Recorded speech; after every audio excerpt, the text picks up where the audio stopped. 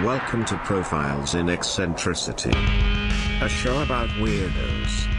With your hosts, John Fahey, Aaron Peter, and Matt Brousseau.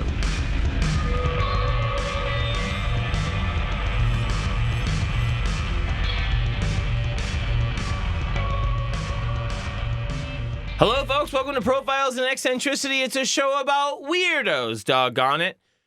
My name is John Fahey. Joining me as ever, prettiest boy under the sun, good-looking son of a bitch I love very much, Aaron Joseph Pita. How are you? You good-looking, you swine. God, you look good. You know, I've got my passport. Oh, good. I've got my shots. Get your shots. I'm ready to come. Oh, God, can I buy you a shot? Oh, fuck. You sick fuck. I'm here. I'm queer. Get used to it. Yeah. I got my beer, I got my steers. I'm queer as fuck. Jesus fucking Christ. I'm as queer as a $3 bill. I don't give a fuck. You mentioned the number 3. Yeah. To complete this holy trinity. Magic debauchery. Number. You better believe it. We've got the right here.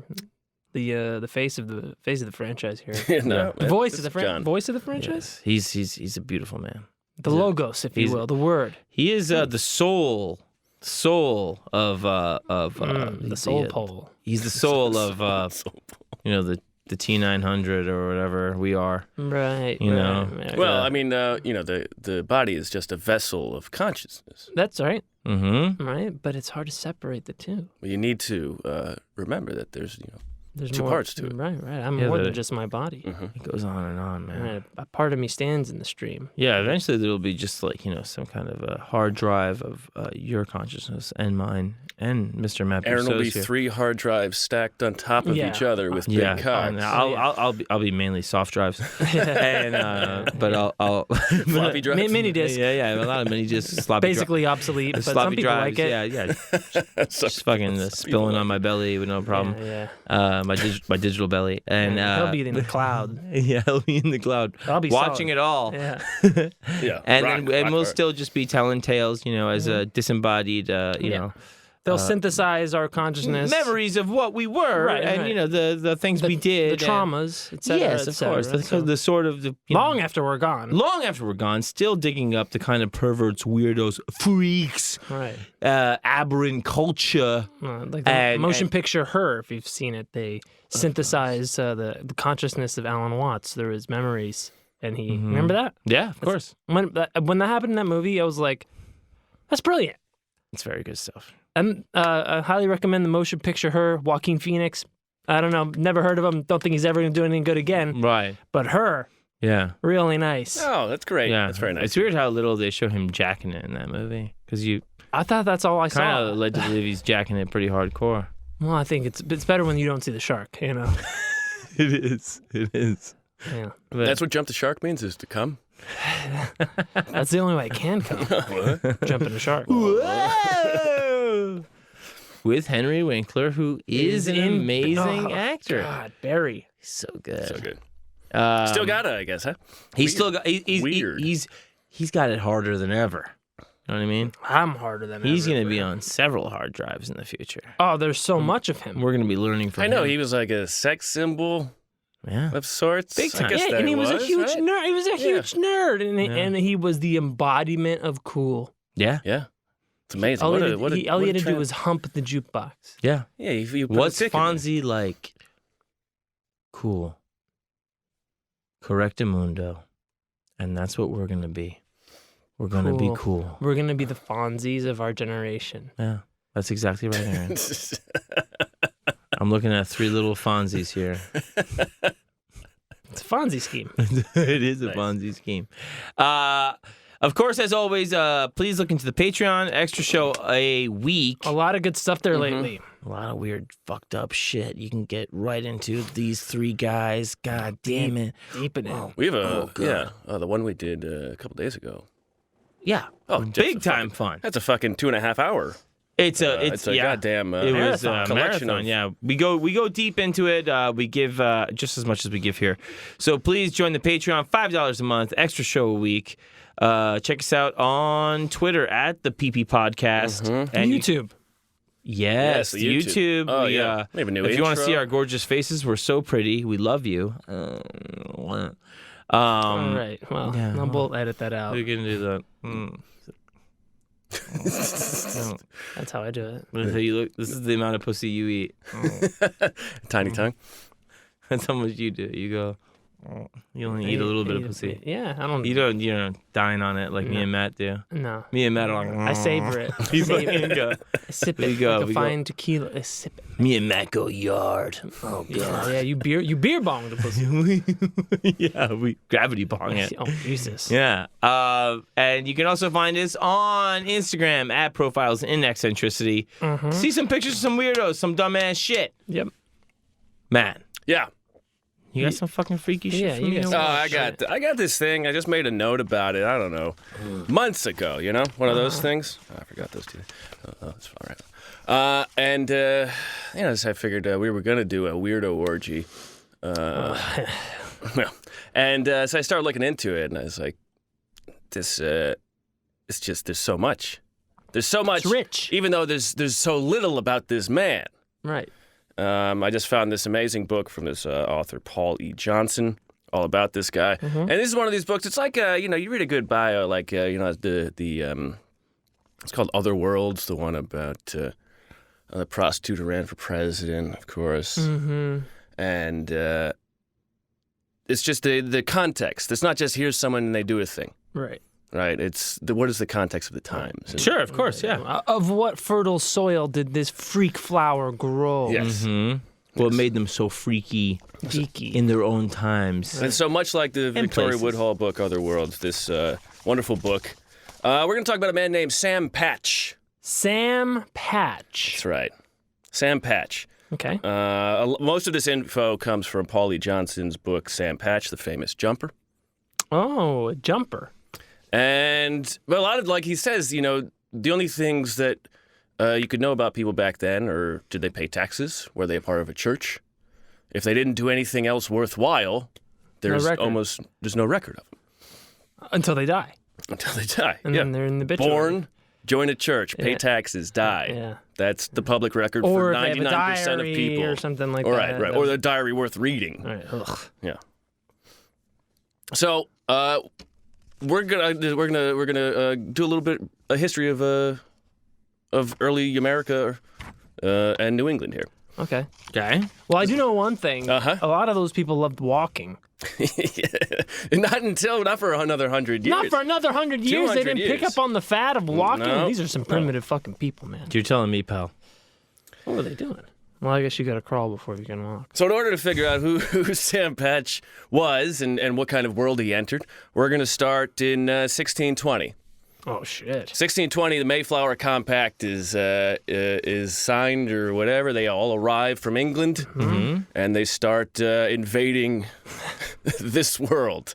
But, failing miserably at it, by the way. They're wildly unprepared. Yes. To deal with anything. Right. It's like if people here in LA went and we're gonna go to this island we've never been to, and we have no idea what grows there. We have ill dressed, Right. wearing sandals and jeans. Yeah. Do they have seasons? And the people you're about to slaughter are like, "Oh my God, let's get you something to eat." You poor idiots. savages. You Yeah. poor savages. You don't even. You're dressed- You don't even know what corn is. You're dressed God. like Undertakers. Just come over here. We'll help you out. You have a sky god. We have a sky god. We have an earth, Earth god. god. We have so many gods. What are you what is doing wrong with here? you? Some one of our gods will help you. Yeah. You don't You mean they understand. kicked you out because you were too... Okay, come on. come on. Have a turkey. Yeah, come on. Jeez, you idiots. So out of the 30s were a big time in New England, the 1630s, that is. Oh, Connecticut and Rhode Island were found. William Morris was kicked out of Massachusetts, the Bay Colony, for being too cool, religious freedom and all that like. And so they kicked him out, and he founded Rhode Island. And you have to remember, Massachusetts... Anything goes on Rhode Island, baby. Does it? I mean, I'm assuming that's why he kicked him out. He's like, Okay, right. what if I had a couple of wives? Who's to say? Rhode Island. You could. hey, island life, dude. Yeah, dude. You have to, Massachusetts at this time also was the territory of what is now Maine. stretch all the way up. Ah. Oh. So New England was largely half Massachusetts, basically. Right. Nice. And so one family in 1636, they arrive in Salem. This is the Patch family. And they what they did is they worked farms in Wrexham, Mass. And they were militia members and office holders. And what would happen is the family, they would work until they had enough money to claim some land, and then they would work that land. It was usually 16, 30, 50 acres of land. It was large plots. Mm-hmm. And what you would do is each generation, you would have a bunch of kids, and you would chop up your land, and your kids, the first one would get your farm, the established one. Right. But every subsequent male, sometimes a female, would get some part of that land. Mm-hmm. And so you would do this. A patch of land. And you would do this, but at some point, 2-3 generations down the line, what the fuck? There's no. What are you going to do? We're going to have 4 turnips? Yeah. Come on, what am I going to share with my brother Jebediah over here? Yeah. Come on. 4 turnips? Yeah, 4 And turnips? that's the problem with inherited wealth. There you go. What, that nobody uses condoms and there's too many kids? And there's What are you only so talking much to about? divide up, and then you don't know how to do anything. And Sure, yeah. I hate Trump. Right, yeah. I don't really understand economics. I just know about nut. So I know the more you nut, the more Right. the fewer turnips there are. Right. For all of us. For all of us. So be careful what you wish for. You know what I mean? Shoot it on a wall. God, I'm big into nut. Oh, Big out on that. oh God. Oh no! Oh shit. Please continue, man. So, Somebody's going hungry tonight. Not me. So we move now to 1751, the Patch family. Timothy Patch Jr. So this is damn near 100 years later. Yeah, 2 generations down the line, if you will. Okay. Timothy Patch Jr., he inherits the last possible usable land. There was 1 plot left, and it was split between him and a brother, and there was just enough land. He even cut a barn in half, and it was just enough land to make money living off that land. Damn. And by this point, when his father died in 1751, he was 41. He had 10 children. A 41-year-old man had 10 children, Yeah. and his own father had just passed. His own father had just passed. And he's living off this patch of land. Mm-hmm. And when you say he's living off of it, he's growing some crop or commodity and selling that? Mm-hmm. Okay. He's not like, enough I've got it here on my orchard. I live off this land. He grows fucking Right. hemp and sells it or something. You know, in a lot of these areas, there's farmable land, but then you could also own 20 acres of woodland. Right. And you can't So- do shit with that. Right. You can sell the timber, but yeah. then, it's going to take a while for those trees to go back. Mm-hmm. So his wife dies. He remarries. He has 2 more daughters, and in 1766, his last child is born. He names his son Mayo Greenleaf Patch. Mayo. Greenleaf Patch. 1776. All right. The year of- 1766. 1766. Okay, so not the exact. But things are brewing. Yeah, man, shit's about to set off. So you imagine he was about 56, Right. Having his which is a really good time to have your 13th child. Of course it is. Well, the seed is strong with the patch. Sturdy family. seed. Sturdy.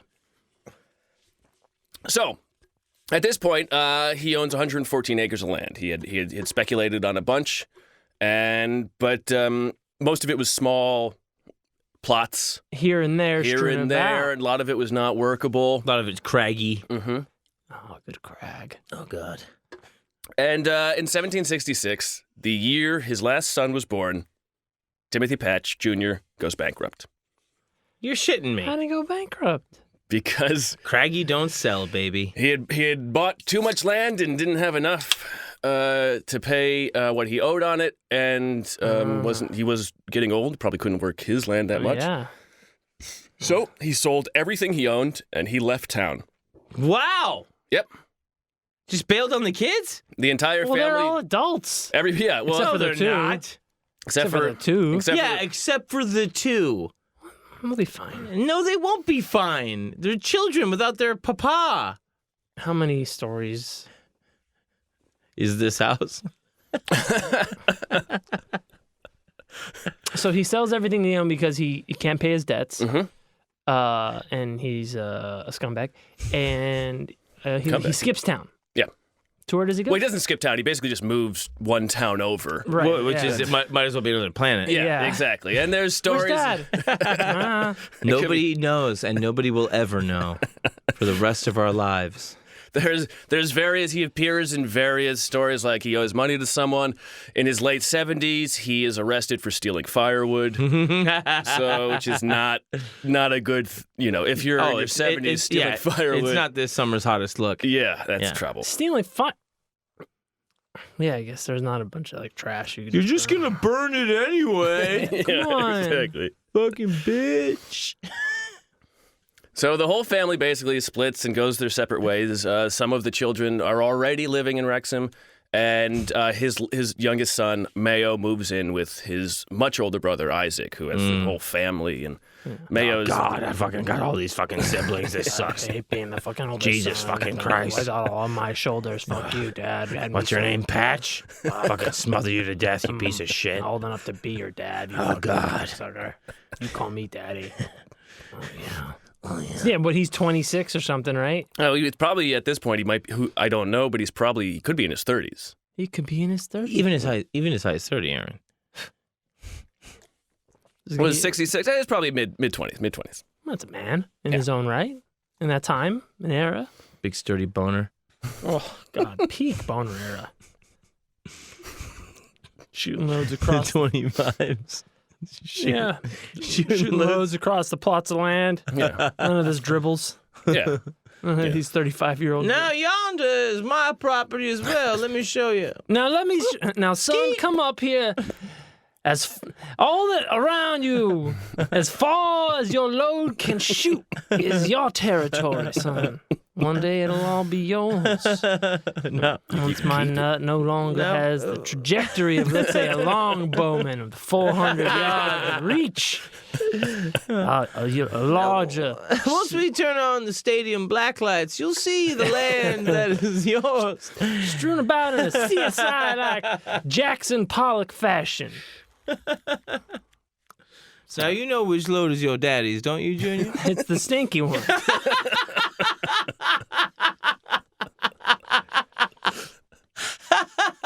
It's the one the skunks run from. Now just follow the yellow stink load and you'll never be lost again.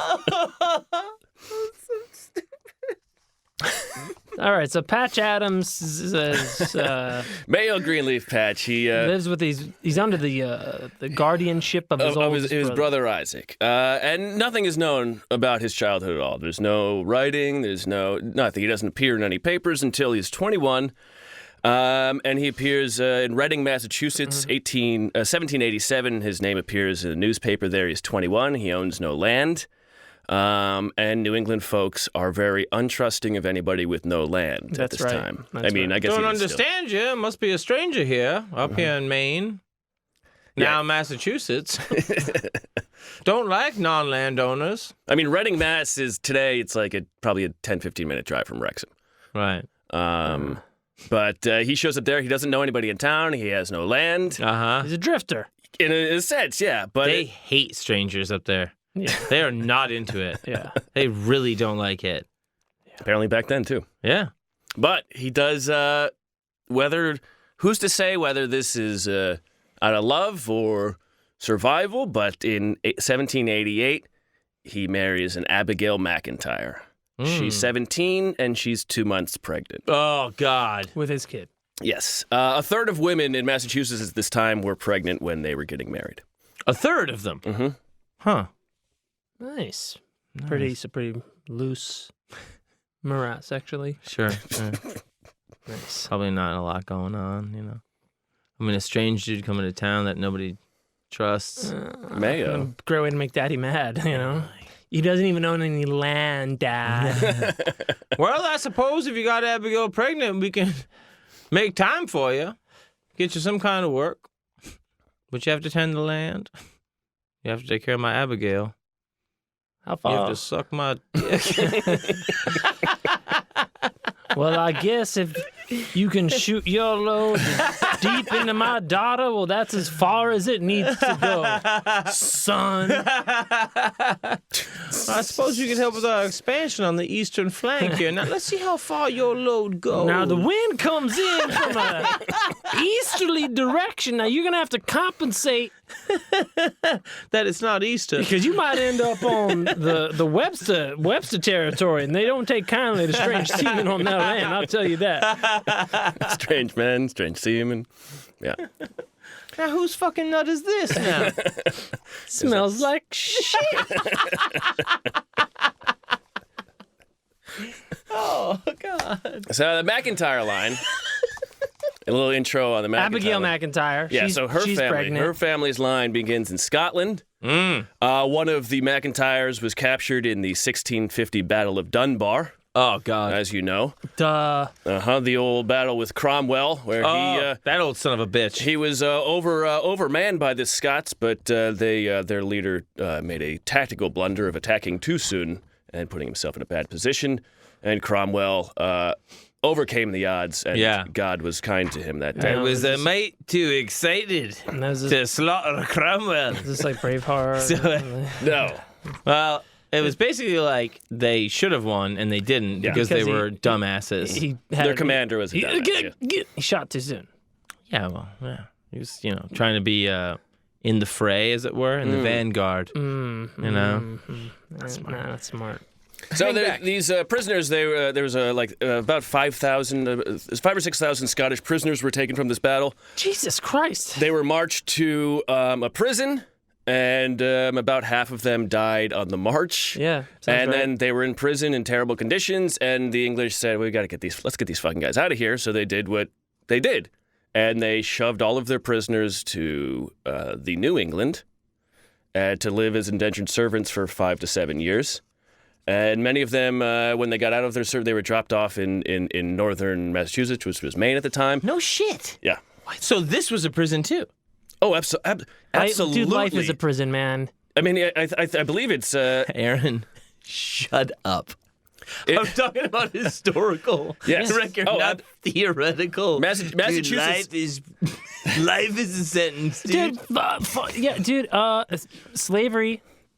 Is freedom? Yeah, I get it. I read 1984. I got it. What? That's a book? if you Hunter S. Thompson's his essay about the Kentucky Derby, he talks about how he hates the South because it was basically a prison colony. Yes. It was the English in... I did not know this, and I'm embarrassed to say I didn't know it. But it makes sense that not only Australia would be the prison colony, it would also be America. Yeah.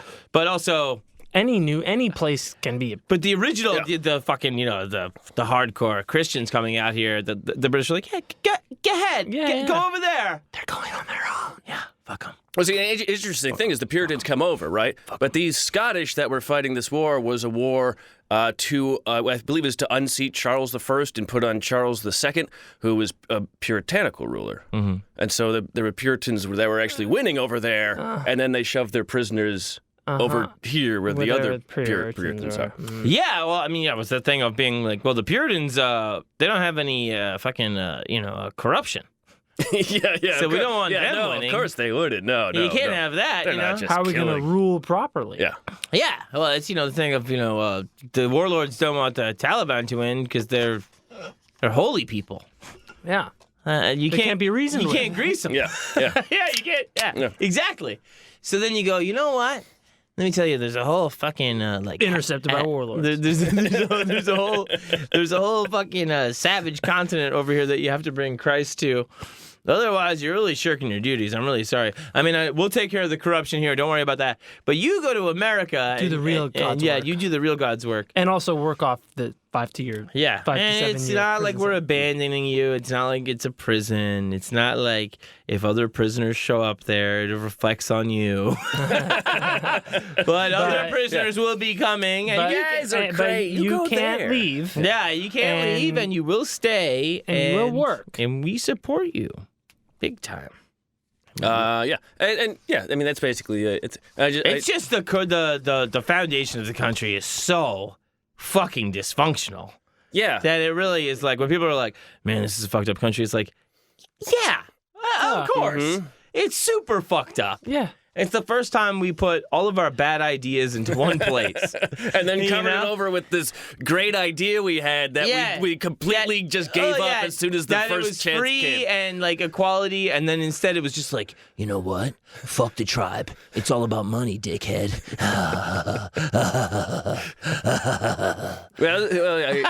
Yeah.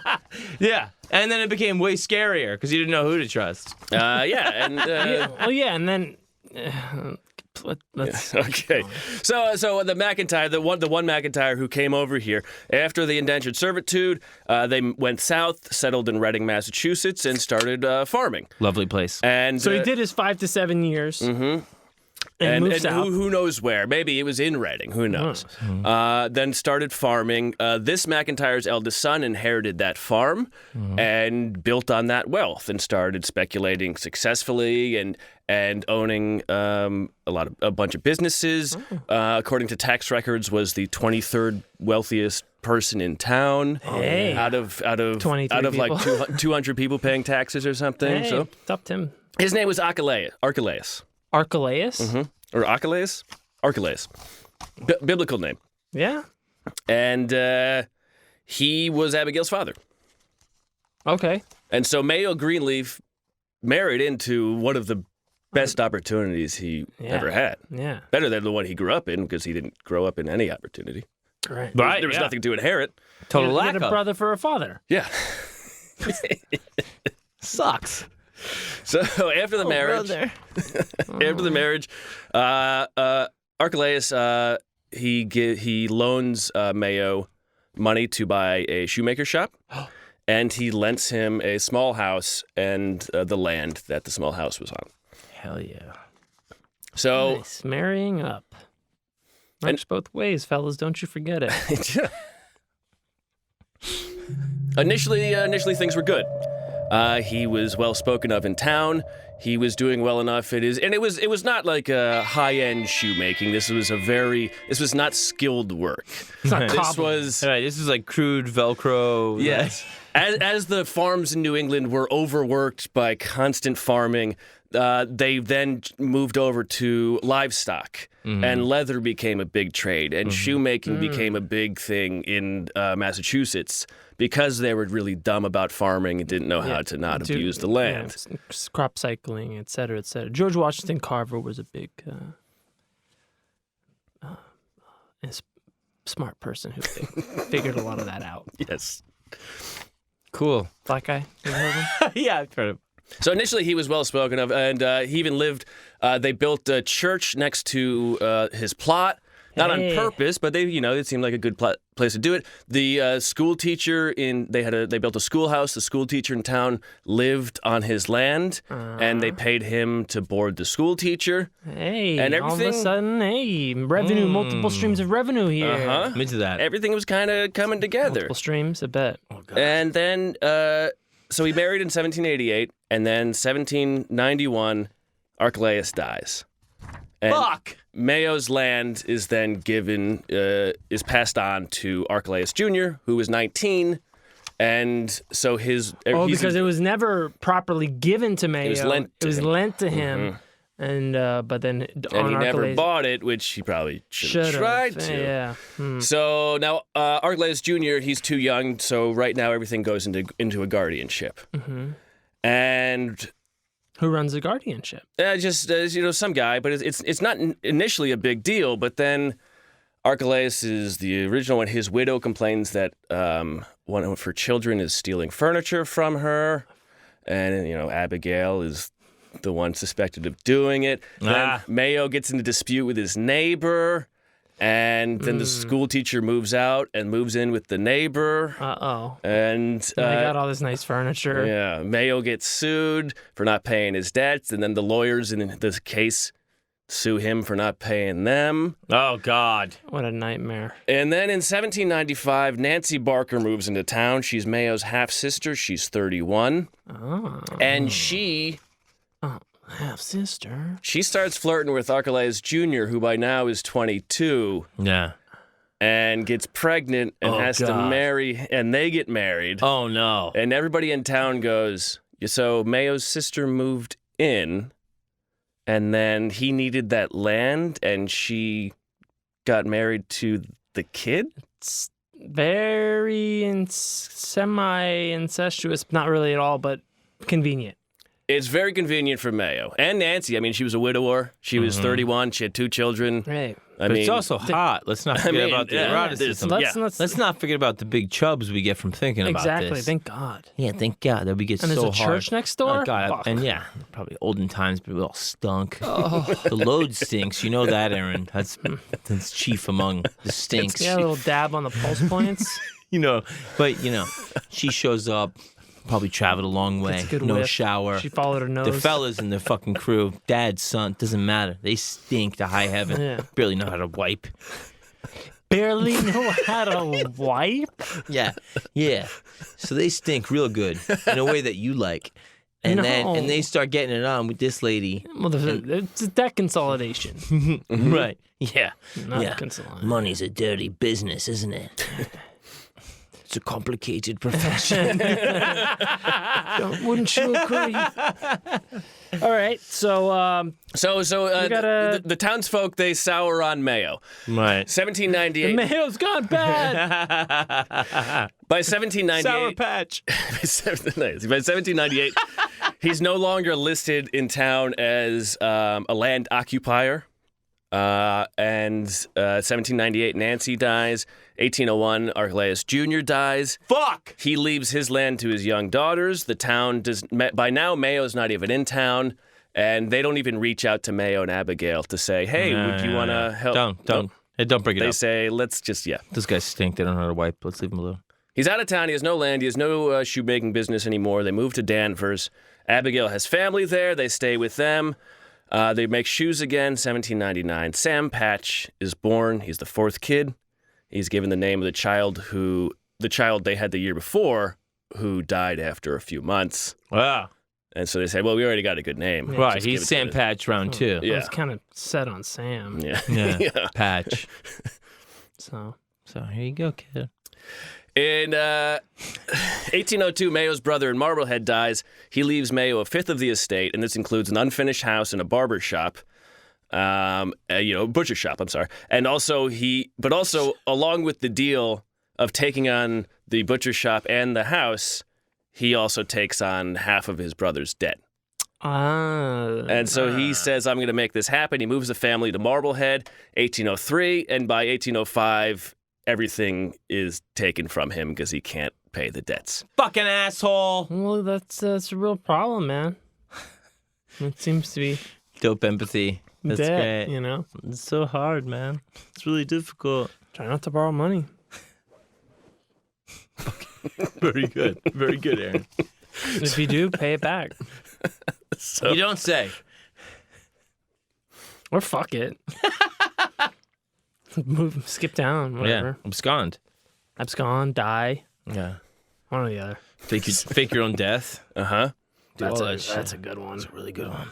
So they bounce around for a couple of years. In 1807, they moved to Pawtucket, Massachusetts. That's a town I've heard of. Uh-huh. Pawtucket. Pawtucket. Right now, Pawtucket is, it's the place, by now, 1807, not today. It's the main place to tuck it. Yeah. I'm on Pawtucket. Yeah, I'm Pawtucket. Now, you see, I'm a dog, but I identify as a woman even though I have. So my therefore- paw will tuck it. What? Yeah. What? Well, you Well, it's understand. kind of like a Buffalo Bill situation. Yeah, you understand. I'd fuck me. Yeah, as a steer, I will hoof tuck it. But as a dog, I'll I will paw. paw tuck it. And as a grandma, I will Nantucket. But anyway, the truth is buried. Yeah. It doesn't matter. And that's all that matters, is that nobody knows because we buried our deepest, darkest, phallic secrets Through our thighs. straight up our assholes. Well, you get rid of the shit, you got to fill it back up. Yeah. Now, so Pawtucket is one of the premier mill towns. It's in America. It's basically one of the, if not the first mill town. Lumber? Textile Fucking mill. A, right, it is. Textile town. mill. Yeah. Yeah. Huh. So the cotton mill goes all the way back to the 1700s in England. The early 1700s. Demand for cotton wool outgrew the production of cotton wool in those times, and so they had to find a new way of turning this old their process to make more spindles of wool, Right. of cotton wool. Oh man, wait till they find Africa. Spinning loose fiber into cotton wool originally was like a family thing. Everybody would just get in their house and the one spindle at a time. They would. Wait, what year is this now? This is the middle of 1700s. Okay. Just giving you why He's going back. He's going Right. back to give you the history of textiles. Someone invented the spinning jenny, which let one person fill up 8 spindles at the same time, and this blew up the British textile industry, made it the premier textile industry in the world. This leads to textile mills and mill buildings, and England is the place to do this. Now, America has a ton of cotton and a ton of slaves. You can have cheaply pick that cotton. Damn near free. And so they have a lot of room for a burgeoning industry. And New England has plenty of streams and a population that needs work. Right. And the streams, they run the thing to power the thing. Oh, Aaron, did you know that in Roman times, they would pound wool, right? And as they pounded the wool with like their feet, they would do it in buckets of urine. Yeah. And And make it white. Yeah. I believe we maybe discussed that. Did touch on that. They would pound out the wool. That's how they got their togas so white. Why? Because they were covered in yellow pee. Yeah, so you'd have the wool plants and you would pound it to break up the fibers. I believe it's called I don't know if it's called walking. I forget the phrase. It's footing or something like that. And then they would be spun together. To form a more. But now this is cotton, not sheep's wool. Right. Of course, yes. But I mean, would you think it was because of the Mediterranean diet that it turned out so well? Probably like a high omegas. Yeah, you want to piss in your clothes. Well, and they were also drinking the piss too, so like recycling. And, Right. So Beverly, Massachusetts, a spinning mill is established with horsepower. And seeing these opportunities, one man named Moses Brown, he reaches out to someone to say, hey, can you design a water-powered version? Because horses have only so much energy. Yeah. So this man named Samuel Slater enters the picture. He was an apprentice in England, and he memorized the entire process England used to make their mills. He moves to the United States and builds a process of a textile process for this man. And he recognizes that this is a really good thing, so he moves to Pawtucket, and he starts a water-powered fuller mill. Oh, fuller and scouring. Fuller's the walking. Fullers are what the profession of stomping on the clothes washers were in Rome. Scouring is then washing the urine out and... Scroungers. You got to get the urine in by a process of being a fuller. And then you got to scrounge out the urine so then it's nice and nice. So Slater opens his own mill in Pawtucket in 1793. And he would eventually be known as the father of American industrialization. Thanks. And in England, he was called Slater the Trader. Really? He took their idea and brought it to America. Oh, you... I bet he sat on chairs backwards, too. Yeah, I bet he did. But he talked to the students like they were equals. You know what I mean? Like every movie in the late 90s. It's probably his deal. But yeah, I mean, England was out. You know what I mean? America was in. Yeah, and we were definitely into the new dollar. kid in school. Yeah. Just into the dollar, man. It was just like a thing, like from the get-go. From before the get-go, it was just like, this is just a place to make money. And that's why the whole country turned out that way. Well, I mean, initially, so the idea for these mills initially, and Alexander Hamilton talked about this and wrote about it, slave trader, Alexander Hamilton. Benjamin Franklin as well. Let's not forget, though he did later denounce it later, but... publicly denounced it. But he traded slaves. Alexander Hamilton arranged for his family members to buy slaves. And so did... Franklin? No, I don't think Franklin did. No, but he definitely owned slaves. He definitely owned them. Right. Yeah. He didn't broker, he just... Before we pretend to... Yeah, Alexander Hamilton was this cool rapping dude. And he was a man of his time. But also there are plenty of people who said slavery is bad back then. Right. Yes. Well, they just didn't have the money to buy them. Yeah. Right. But I mean, also you're writing big, huge tomes about the equality of man and You're kind of a big jerk off Yeah, all because day, you every have day. the luxury time that you have been afforded by outsourcing your hard labor to the slaves you bought with your hard-earned money. Right. So now you got free time to think about equality. Yeah. And then you think, maybe I shouldn't have these slaves. I'll erase that part. So now initially the idea, the when these mills started popping up, Alexander Hamilton and folks said, well, this is great because they're not going to displace the farms. What they'll do is they'll give us an extra place of work for women and children. So the farm owner can now have more income and everybody will be brought up and it will be great. Right. And of course, that's not what happened at all. That's never what happens. No, because that's fucking complete disregard of any sense of capitalism. Yes. Well, oh, yeah. Telecommuting. You'll have more free time. Now you're always working. They wrote that they said that there will be no Manchesters in America. Manchester was the premier textile Manufacturing place. hub, yeah. And there's rabble-rousers and crime and derelict folks. And smoke in the air. so we can't have that. That won't happen in America, they said. Not here! Instead, what happened is once these places started offering work and all these people didn't have farms to inherit, they went and started working at these mills, and all of the classy folks' daughters and wives were eventually pulled out of the mills because they didn't want to associate them with this rabble. And so this is what had happened in Pawtucket. This is the place Mayo Greenleaf Patch and his family entered in 1807 when they arrived in Pawtucket. And there's no record of Mayo actually working at that time because there was only record of him being a drunk and an angry one at that. By now, as Johnson writes, that the family moving to Pawtucket was the end of an act. And he writes, the move was a climactic moment. It marked their passage out of the family economy and into the labor market. There was never anything. There's no family economy left. Right. So they're starting new, starting over, fresh. Okay. But also it's the dichotomy of we've been trying to be above this the whole time. Right. We have been above it. We have, but also we've been above it because we've been trying to be. Like, I mean, you know. Families are rising and falling in America all the time. But that's the thing, is that it's just like, what are you trying to be above? Well, the promise is that they won't. It's so embarrassing. Once you realize, oh, there's like a community down here with these like riffraff. Yeah, and man, we have a lot in common. Yeah, and then you go like, oh, and your cum stinks too. And they don't even hate me.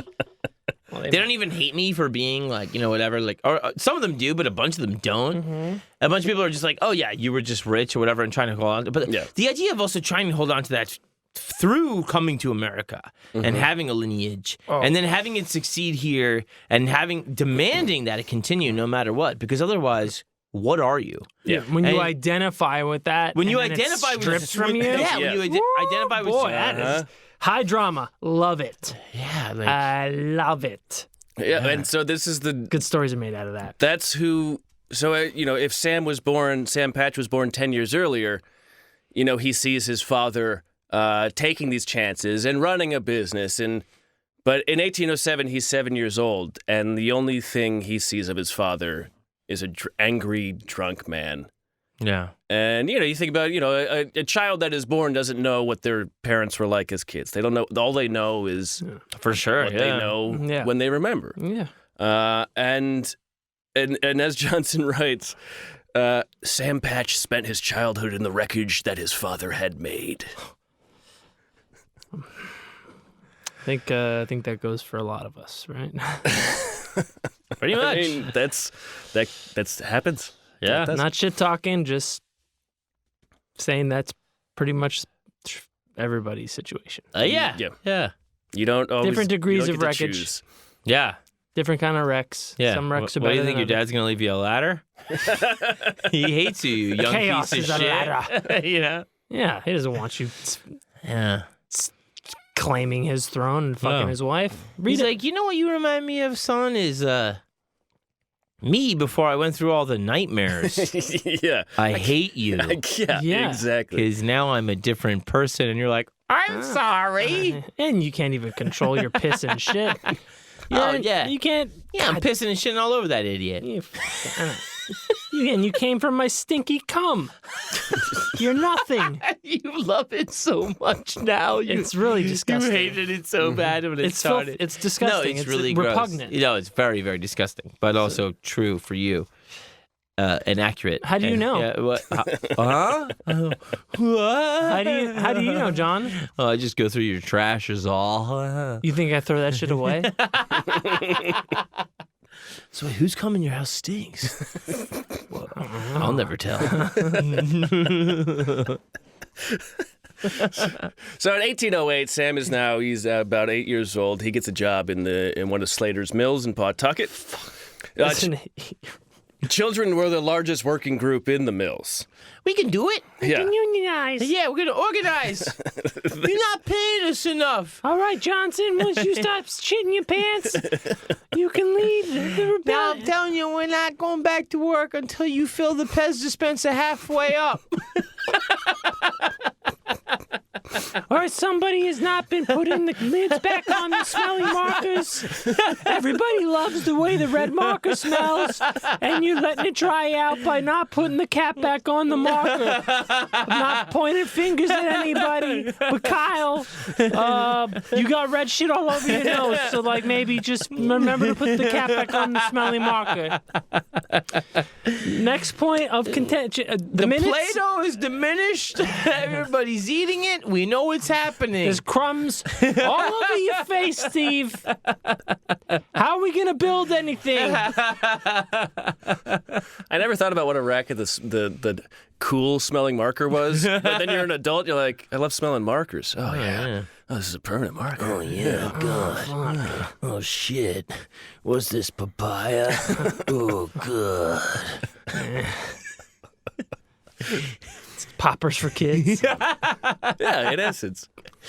So children were the largest group of workers in the mills. And By numbers, not by... text. Yeah, well, if you stack them on top of each We can do it. They worked the bottom floor of the mill and the carting area. What they would do is they'd feed what was called carting machines, which would spin cotton, loose raw cotton, into loose ropes. And then the ropes would run to roving machines on the next floor, which are also run by children, and they would stretch and twist these ropes into stronger ropes. Right. And then they eventually would make it to the spinning room at the top floor where the skilled adult workers would run. They would shoot the big ropes. Yeah. They were called spinning mules, and a child would work for the spinning muler.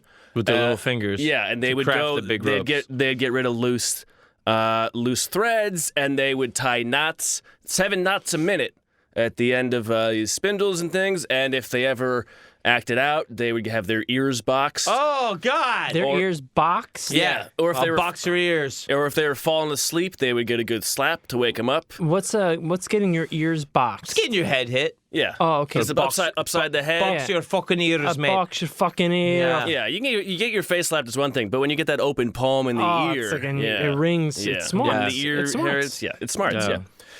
Turns into cauliflower, which your friends eat, of course. Yeah, and there wasn't a good the air. What? Huh? So all right. Far right. Far right.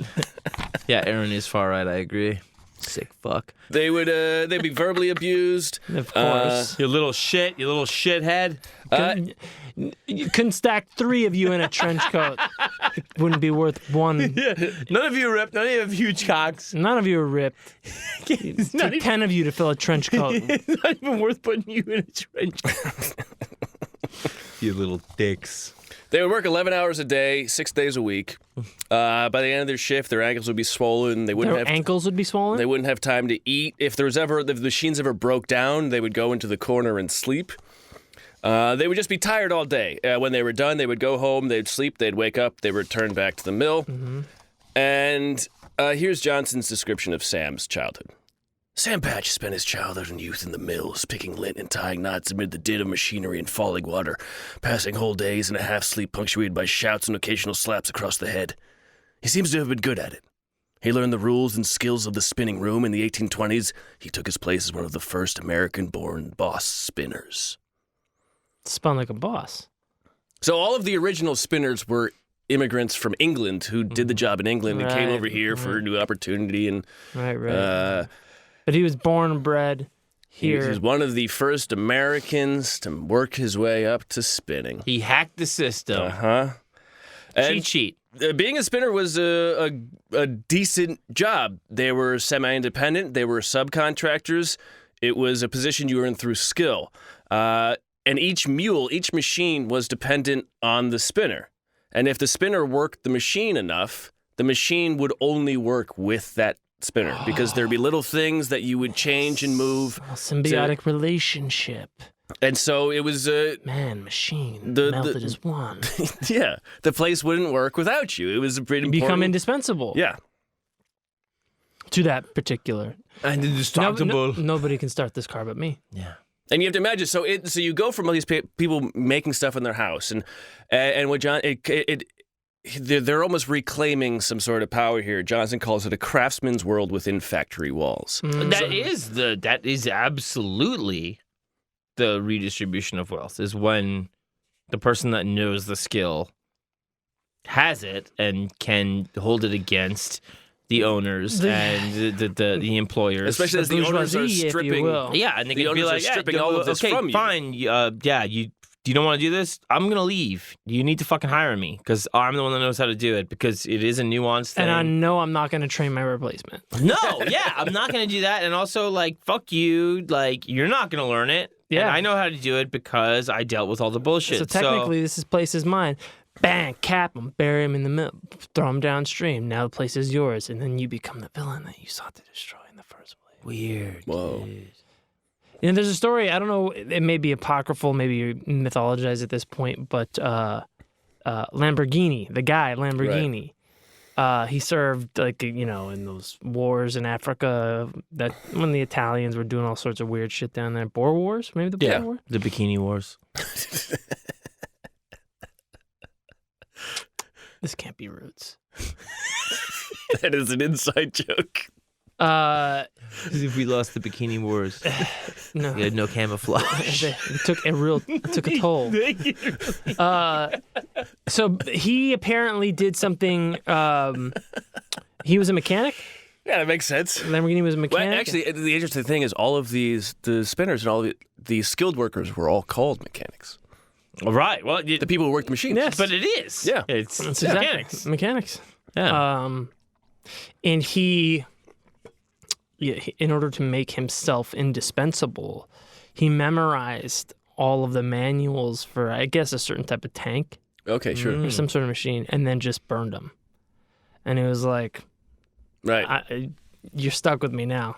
Because they were like going through people, like there's a lot of, I guess there was like a lot of, you know, up and down the ranks and bureaucracy. Our Right. manual room is gone. Yeah, so like he made himself indispensable by just memorizing everything. So like he had to be, because you know people are killing people all the time.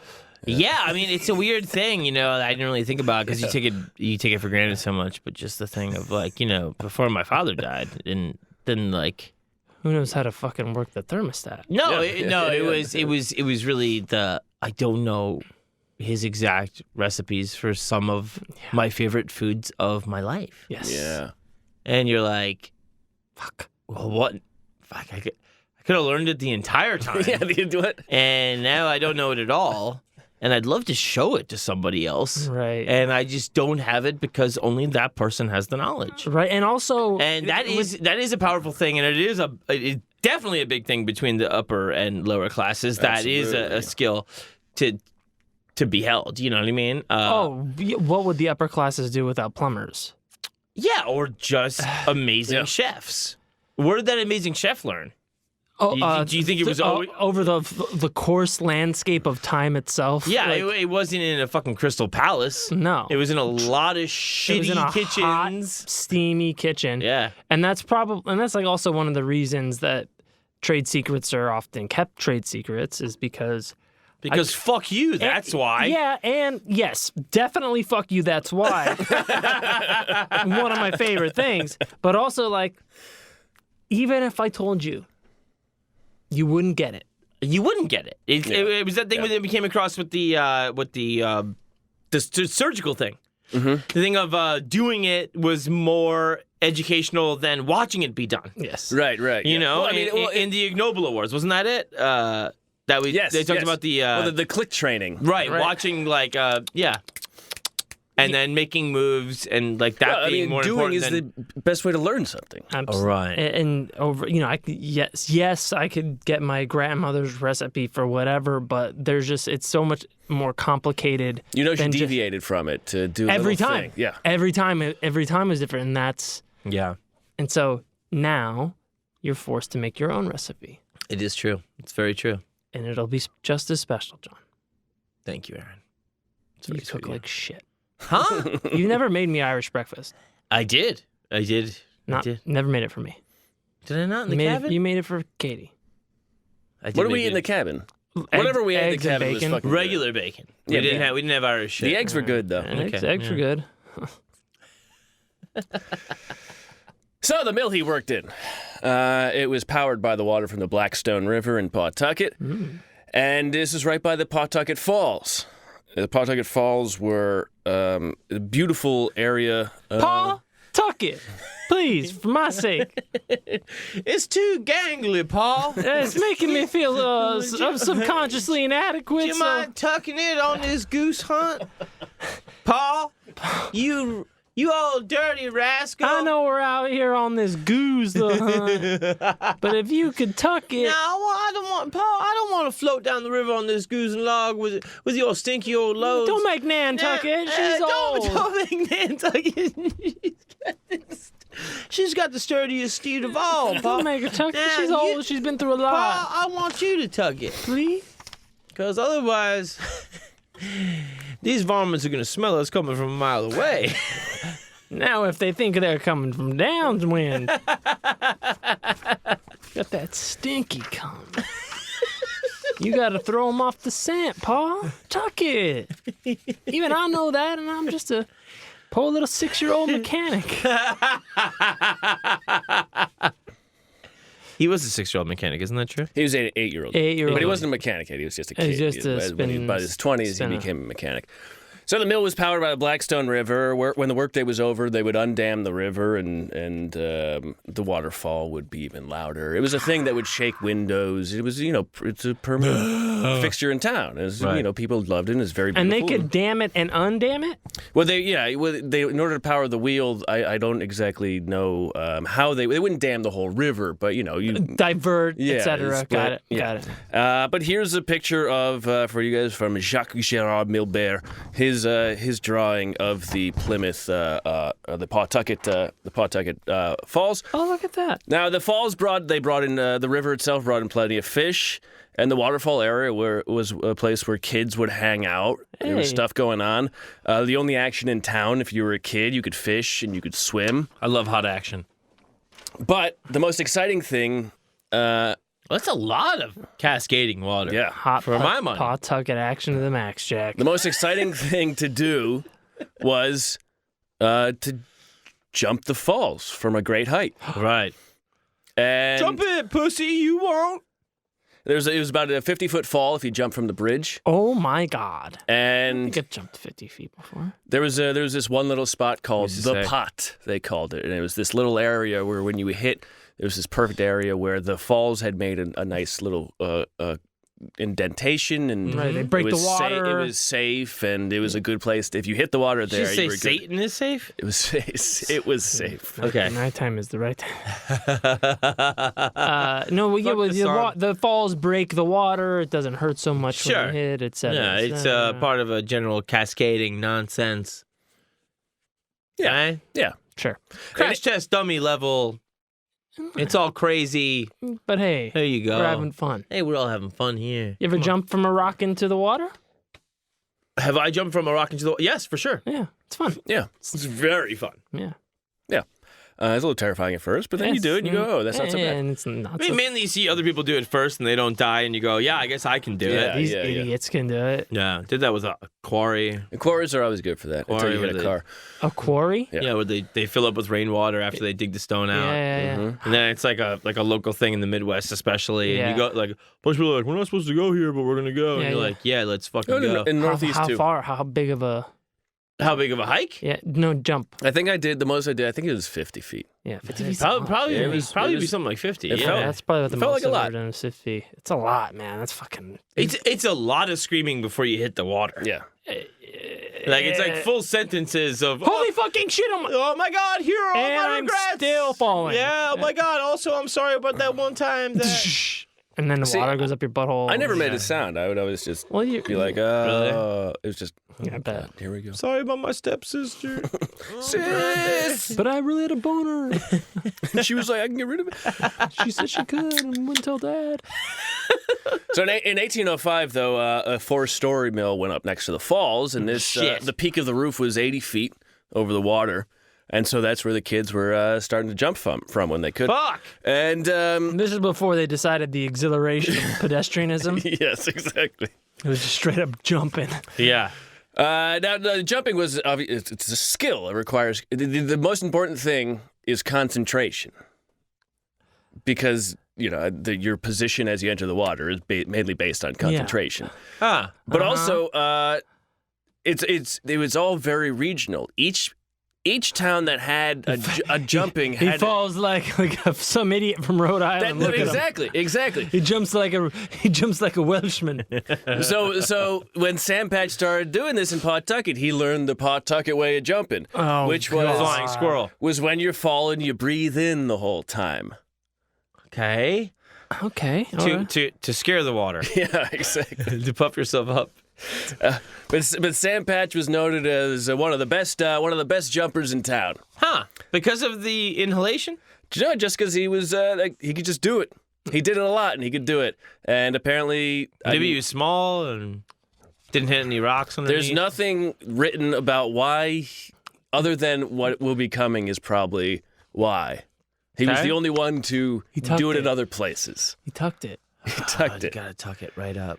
So that he did that. He was in Pawtucket for about 15 years. He might have got involved in a chocolate mill that went bankrupt. There's no written history of this, but there is some stories where he decided to leave town after a deal gone wrong. Chocolate deal? Yeah. Chocolate dealer. The next time we find his name in print, it's he's in his mid-20s. He's in Patterson, New Jersey. Patterson is basically, at this point, a bigger version of Pawtucket. Bigger mills, bigger waterfall, the Passaic Falls. Patterson, the Passaic Falls are regarded as one of the crown jewels of scenic America in this time. Is that right? Passaic River itself winds around Patterson, and the falls, they fall right by the mill, and they fall 80 feet. Oh.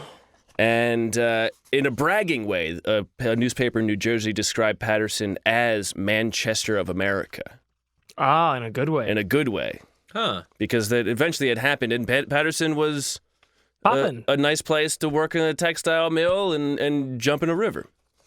That's pretty good stuff. All Back right. then, get your kicks. You can. Anyway, you can. Yeah. If you find a nice lady, marry her when she's 2 months pregnant. American dream. Bingo.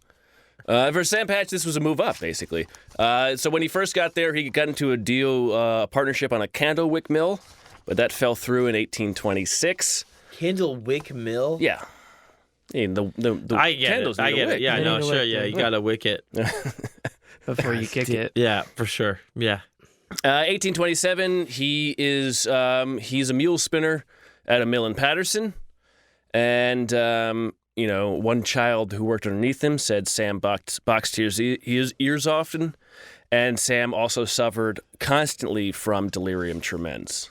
Oh, really? So he was a drunk. Sam was a drunk. Had the shakes. By this point, it is well documented that Sam is a drunk. He was Hey, in his by the way, cups. Delirium Tremens, best beer in the world. Highly recommend it. It's Bavarian style ale, 8.4% alcohol. He's Bavarian. Yes. Is that right? A Bavarian style ale. Bavarian styles, Bavarian style ale. but not from Bavaria. I don't know. But it's the one with the little pink elephants on. Which the, you see when you get the DTs. That's exactly that's right. what they Aaron. say. That's exactly right. And it's a wonderful, drinkable. Common hallucination, which Well, I fascinates think it's the shit out of me. I think it became a trope. I don't think it's a common hallucination. I do think it was a common hallucination. You think that? It was said enough, I think, that people were like, did have a I name think it's for it. like saying when pigs fly. I think they were like, I'm seeing stars. isn't it very specific to It's say? too specific. This child did know he had it, so Well, delirium tremens, yes, is a real thing. But that's also just the shakes. That's fine. But the common hallucination of the pink elephants, I think, might. I think. No, not the pink elephants. I think that is. But is it not? Is it that ridiculous? Is it not like seeing the toad? I think. Yeah, I think it's see- ridiculous. see the Yes, toad? I think it's ridiculous. But also, you could see the toad. I think people didn't even know what elephants were. But also, That is true. Hannibal did. He crossed the Alps, of couldn't course. you just inherently know it? Isn't that? Oh, what, you think the pink elephant is a Carl Jungian archetype of the subconscious? That's what I'm saying. Isn't that what Joseph Campbell's saying? Is that we have all the same ideas about all these things that we don't it even might know not be about? a pink elephant then. It'd be what's the American version of a The pink buffalo. elephant? Yeah, Yeah. it'd be a pink the great white buffalo. Yeah, or a shitty pig, Pigs, fine. eater. Yeah, I think. Or a toad. Why do I think? This Why? pig's an anteater too. Why is it elephants? I don't know. I'll look into it. Pink elephant. I'll look into it. All right. I want you to get into that, and I want you to get back to me Monday. So Sam was It's Columbus Day. Come on. Give me a break. Sam was he was kind of he wasn't the town drunk, but he was a drunk in town. And he was shaking a lot. Yeah, Because apparently he was drinking he was a lot. well known as And a he drunk. He was moving and shit. Yeah. I think. That's what he was so. But he was still a good spinner, so he still had a job. And in Patterson, but also as this was happening in Patterson, there's this developer in Patterson named Timothy Crane. Oh, God. And at first, his story is that he moved into town and he kind of worked his way up and was friends with a lot of people. But then he kind of reached this point where, I guess, almost did a minuscule neoliberalism back then. And there was this wooded area, just a little island area north of the falls, where anybody could go. It was private land, but no one ever stopped anybody from going in there. So you could go up there, you could fish, and it was just a thing that anyone could do. And Timothy Crane decides he buys the land and he wants to turn it into this fun recreational area with dancing and music and circus and And maybe guys can fuck guys. Right. Who's to say? I mean, we'll do whatever we want. There's no rules. It's a new country. It's all gonna be new. Who cares? Shut up, losers. But he closes off the one accessible area and he decides to put a bridge to connect it to the rest of town. And he says that when he puts the bridge in, he's going to charge 2 pennies to cross the bridge. And the reason he does this Pay the toll. is he says it's a place called Forest Garden. And he wanted customers who contemplated trees without wanting to climb them. He wanted people to enjoy the nature without getting in it. Right. And Okay. Isn't that kind of part of it? Yeah, though? part Like, of it is climbing. that's exactly the thing. And as America is growing, doesn't that this just mean like no kids? this is a new type of Playground, no fun allowed. exactly. And he says if he doesn't charge the 2 penny toll, this is what he says will happen in the local newspaper. The riffraff will swarm on the place. If the bridge were thrown open, the green would be occupied with a set of lazy, idle, rascally, drunken vagabonds. They would drive away all decent people. We should thereby lose all our income and all our ornaments and improvements. They would be defecated, ruined, and in fact destroyed. Yeah.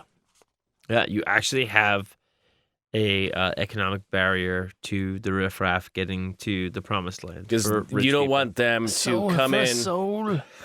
Yeah. Oh, Liebchen. Oh, Liebchen. It's not really that simple. You must first shed your shitty kids. You must lose that which is most precious to you, namely 2 pennies.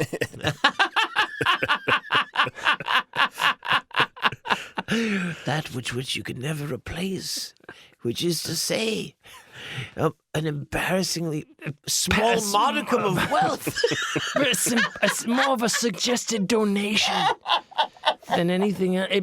It pays just for the upkeep of the bridge. Yeah. Well, fuck this. I'm jumping, dude. I'm gonna kill myself here. I'm keeping these 2 pennies for my eyes you to pay telling the me- toll man are you of the telling- river Styx, dude. You telling me if I jump off this bridge, my kid gets 2 pence? I'm diving. So the high wage for a mule spinner, according to this wonderful book, Comparative Wages, Prices, and Cost of Living from the 16th Annual Is it Report of really a Massachusetts wonderful Bureau of book? Statistics of Labor for 1885 by Carol Wright. Yeah, I mean, I'm I sure think she loved writing it. I mean, I enjoyed looking through it. No, you didn't. I did. 1825, the high wage for a mule spinner was Well, it's comparative guide. Yeah. The high wage for a mule spinner in 1825 in Massachusetts was $1.20 a day. Okay. Compared to what? Well, I'm just saying. I'm trying to get reference for how much 2 pennies is worth. Because today 2 pennies is only worth 75 cents or something. Seriously. Oh, you mean back then? 2 pennies. 2 pennies then is worth 75 cents now. today. So it's a very small amount. It's not that much of an amount, but the high wage for a mule spinner is $1.20, and so you imagine all of the other people in town. They're trying to take the town away from people who live in the town, and this was they will not stand for this. Yeah, this aggression will not stand, man. No, man. Can we just do a quick? Absolutely. I just gotta.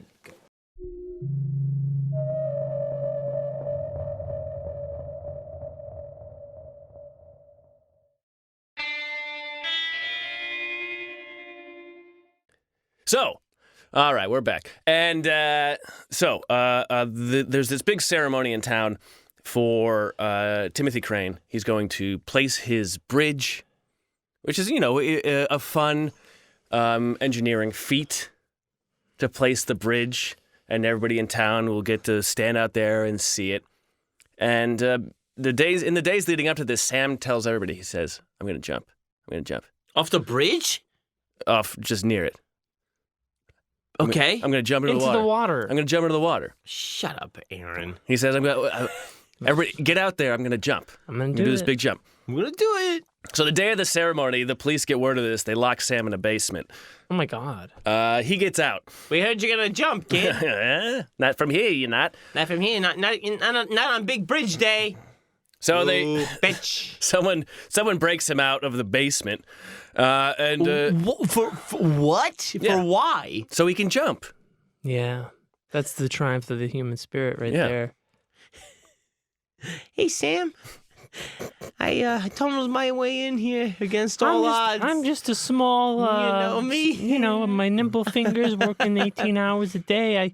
I use the thick calluses of my fingertips to dig through 15 feet of concrete to get here and pry the bars open. I ain't been through puberty yet, so I got nothing better to do than to tunnel you out of jail. Otherwise, I'd right? be jerking my dick I'd be jerking it all hardcore. day. But the best I got is the hope of watching you jump. I'd be shooting to the surrounding forest to claim the land. My cum ain't even stink yet. So the best hope I got is watching you jump the falls. Would you mind jumping? Climb on my back, you skank. So as this bridge is going into place, police can't Are find they using Sam. a crane? They're using ropes and wire and these log rollers to roll it in. And Sticks and rope. Let's be real.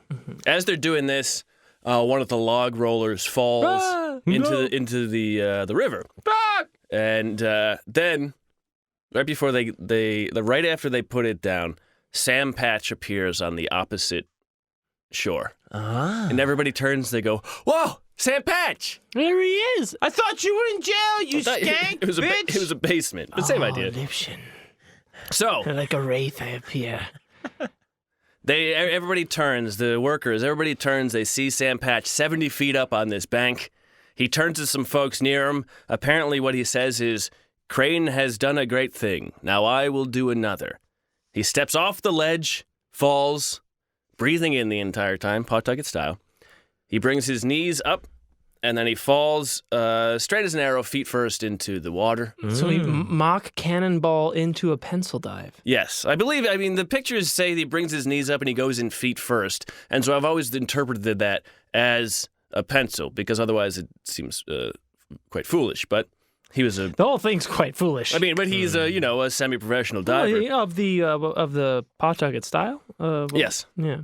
Yeah, and Patterson, the boys didn't breathe in. They held their breath. That was the style there. They held their breath the whole way down. Yeah. Perhaps, I wonder maybe if he's breathing in the whole way down, maybe his lungs are full of fresh air and he is then more buoyant on the way up. or at least coherent. Not- Virile. Certainly, but it's it's a split second. There's only so much time. Dude, underwater, every second's an hour. I meant in the air. Oh, yeah, I don't know. So he hits the water. He stays down. About 15 seconds, the crowd See? goes, 15 seconds, a long time. oh my God, is he dead? He pops up, rapturous applause. He grabs a rope from that log roller that had fallen in. He drags the log to Probably shore. made that rope one day. He probably did, actually. And he tows the log roller to shore. He gets off. Crowd goes crazy. So he also brought the log roller up. Yeah. He did do a great thing. And Wow. Prophecy fulfilled, you know? Hey, you guys, I know I broke out of jail to be here, and that's ridiculous. But I don't know if you can help but notice, but I brought your log roller back, so... kind of saved a pivotal piece of this whole ridiculous thing we're doing. And I'd really like to not go back to jail. So The kid stays with me. now the man Timothy Crane, he would say later, he would say Patch jumped for love. He said Patch jumped for an unrequited love. He tried to kill himself. Patch dismissed this. He said, it is no melancholy event. I am perfectly sober in my possession of my proper faculties, nothing more than an art which I have knowledge and courage to perform, an art which I have perfected from my youth. Plus, I'm drunk as fuck. yeah, probably, but yeah. also I would side with him for the reason of if you're doing it as a stance, you're not suddenly gonna save a log after if you're all into yourself and you're like, this is a dramatic show, you're not gonna be like, oh, okay, while I'm down here I'm gonna do a noble act. You know what I mean? It just doesn't fit. Well, we don't... Maybe the rope... I mean, sometimes you need a rope. It could have been a one-up. I mean, it could have been a mutually beneficial situation for his life and the log. Oh, a log to man relationship? Is that what you're talking about? Well, sometimes you gotta goose it or lose it. And that rope was there, to tow himself in, and why not to bring tether him to the log. Well, we're all tethered together by the rope of... To the log of life. Well, I mean, what we're talking about here is a period in America where we're transitioning between different ideas of art.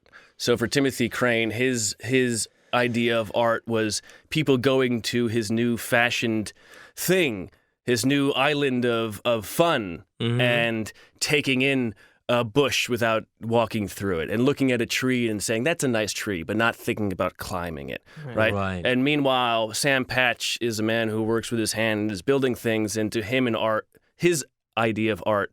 He's participating in it. Exactly. Touch it, love it. Exactly. Because you are it. Yeah. And as this stuff happened, as Johnson writes, the balance of respect was shifting toward the manufacturer who thought up projects and financed them, as opposed to the people who did the work. It is very interesting. It certainly has tilted in that direction. It's pretty good stuff, though. That is... It's a good way of looking at it. I mean, it sucks, but that is... But the tipping idea, point. though, of the tree being a friend is a very different thing to, the house that gears you towards, when you go outside, it's a savage land and you need to protect yourself. And the person going around being like, no, you don't understand. Everything out here is a person I'm having a conversation with. And I am part of that conversation by immersing myself in it. Yeah, and I think it also depends on the nature of the land. Sure, how hostile it is. Yeah. The nature of the nature, yeah. Yeah, are there wolves? Yeah. All right. Yeah, I mean, Timothy Treadwell, or... Yeah. Right. So, but even then, if you get even deeper and deeper and deeper into those types of mythologies, that's part of it too. Is I'm supposed to get eaten by the wolf, that way the wolf can live and go do the other thing. That's if you want to get super into that sort of philosophy of nature. But what you said just a moment ago, Matt, of tilting the public adulation from the people who do the work to the man who thought it up. Yes. Yeah. That stuck with me too. Yeah, because how many people are working at Tesla? Right. What credit do they get? Right. Mm-hmm. people at Tesla, thank you. Sure, yeah. For Not sure. just Elon, Right, yeah. We're not just loving him. It's all of you fine people. All of you are That equally private- goozable. That private company. It's publicly traded. Well, they gave away their patents. Oh, lovely. So the next year, July 4th, 1828, Sam is about 28 now. There's an Independence Day in Patterson, celebration in Patterson, and it advertises two great things to see. One is Tim Crane is going to put on a fireworks show, and two, Sam Patch is going to do another jump. Now, the history of Patterson and Independence Day was always that it was a very shared event. There would be a march, and everybody who worked and all of the mule spinners, they would march through town, and then the militia would follow up. Anybody who wanted to march could hop in at the end. Then there would be the people who wanted to, usually the women, they would go to church. And then some of the richer men would meet up at a hotel and have a banquet for themselves. And then at the end of the day, there would be a fireworks show for everybody. Mm-hmm. But in this one, in 1828, Timothy Crane says, I'm going to put on the fireworks show, but only for the people who pay for it. Yikes. So It's a fireworks show. You can't Mr. Burns it. You can't, put up a shade. You can see it from anywhere. yeah, I mean, probably. But the idea, right? The idea of it's morally repugnant. So Sam's going to do his jump anyway, and it's in a town of 6,000, about somewhere between 3,000 and 5,000 show up to see him do his jump. 4:30 in the afternoon, he takes off his coat, his vest, his shoes, makes a short speech no one heard or wrote down. These words will live on Yeah. into eternity. I know the winds are high and you may not be able to hear anything at all. But you will remember that Splash! I was always in favor of goozing Or lose. and not losing. Oh, right. And all right, y'all. Geronimo. So Sam Patch makes his jump Pawtucket style. What's he jumping on? He's again jumping into the Passaic. Off of the Off the Passaic Same Falls. jump he did. Same jump before, but hey, Hey, well, when have you seen someone jump 70 feet? much less Once, twice? but I mean, wow. Anybody can do it once. Not exactly lightweight. And his outfit is this white outfit that is related to it's the mule spinner's uniform. Oh, yeah. It makes no sense at all. No. There's a whole history of it. It's white with green trim, and it relates back to these battles in Manchester when there's this very interesting history. I don't have time to get into it. Right, but people were not diving off It things. was a symbolic outfit. It's significant about the people who are working in the mills, and Okay, it's significant to labor workers. But not about jumping. No. No, but it is a baptism of Of sorts, course and it he is. is jumping in, He's collectively washing away the sins of the population in a traditional vestment that has a historical meaning. You wouldn't get it. It goes back to there was a strike in England for these workers, and these women wearing green or white dresses with green tint went through the striking crowd and were handing out helping them, and the British aristocracy couldn't stand this, so they just had guys with sword go in there and kill a bunch of people. Right. And so this white shirt, white pants, green tint became kind of the look of that. Of those people. It's that. So afterwards, Sam jumps. He emerges from the water. He says to someone, everybody near, he says to them, "Some things can be done as well as others." And that would be his catchphrase. Some things can be done As well as others. as well. That's Well, a very it is what it is level. Yeah. No, but for him, the meaning is that man was, he was putting up all this shit. And I can do Well, that is his thing. Well, Right. I am... And I can jump off a great height that. I can due to the force of gravity. I did this well, much As- like he did that well. He did that very well. Yes. His as good of a charger of fees for what should be free. I am as good at following the laws of gravity. yeah, I will dare my own death while that guy uses rocket science to shoot entertainment in the sky. and you will know that everything I do is equally as worthy because I do not think my life is worth shit. And Secretly, I'm hoping to die every time. I mean, he was drunk. it'd be a bigger show. Let's be real. Honestly, I love that. So July 16th, he announces he's going to jump again. And just on July 28th, he announces, he says, 10 days, I'll do it again. Now, on the 16th, though, the same day as his announcement, there were 28 people who owned all the mills in town. They owned everything but 2 mills. They made a decree, without telling any of the workers, that lunch would be moved from noon to 1 p.m. And it was just, there's one of these things, it kind of caused consternation because workers were not included in this decision. And it was just kind of a power move. Yeah, and then nobody could be on break to watch him jump. Yeah. So they all decided that they were going to riot on the 28th. So Sam just moved his jump to the 26th after everybody got out of the mills on Saturday. And then on Monday, they would, do their thing. So he jumped again on the 26th. This time they passed around a hat. He got $15. It's about $400 today. Better than kicking the balls. Now he's a professional jumper. Love That's that. tough. The New Yorker said, a writer from the New Yorker claimed that 6,000 people watched, which would have been the entire town if that was true, or, some refuse from other towns. Oh. So then on Monday, the mill workers go on strike. They argued for return to the noon-hour lunch and a 10-hour workday instead of 11. They held out into early August, and then they lost, and the mill owners took them all back. And they did not rehire the men who they deemed had started the walkout. Oh, God. So Now, is this So nothing improved? after they rehired them, they did move the lunch hour back, but that was so it. back to where they started. Mm-hmm. So dumb. Was this before or after the weekend was instituted?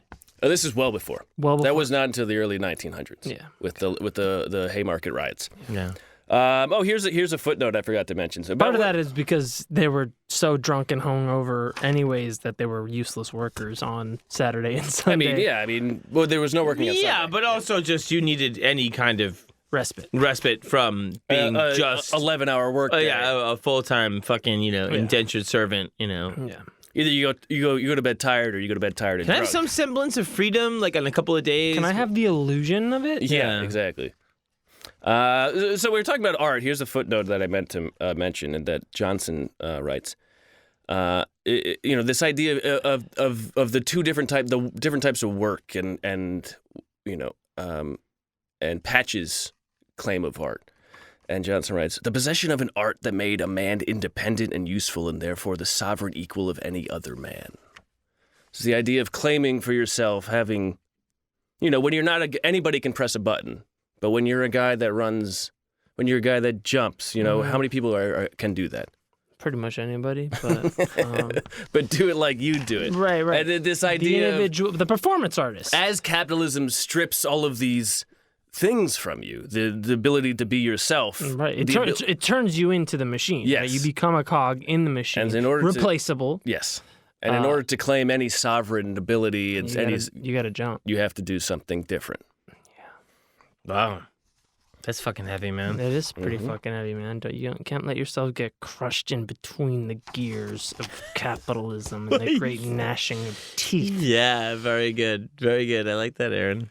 Now, whether Sam was among the people not rehired is not known. What is known is that he never worked again in Patterson, New Jersey. Mm-hmm. As a... At all. Oh.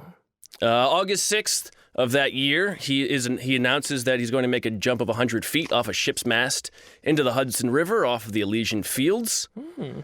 There's this man named John Cox Stevens, the son of a steamboat empire that his father had built. He went to Elysian Fields. They own the area of Elysian Fields on the New Jersey side of the Hoboken River.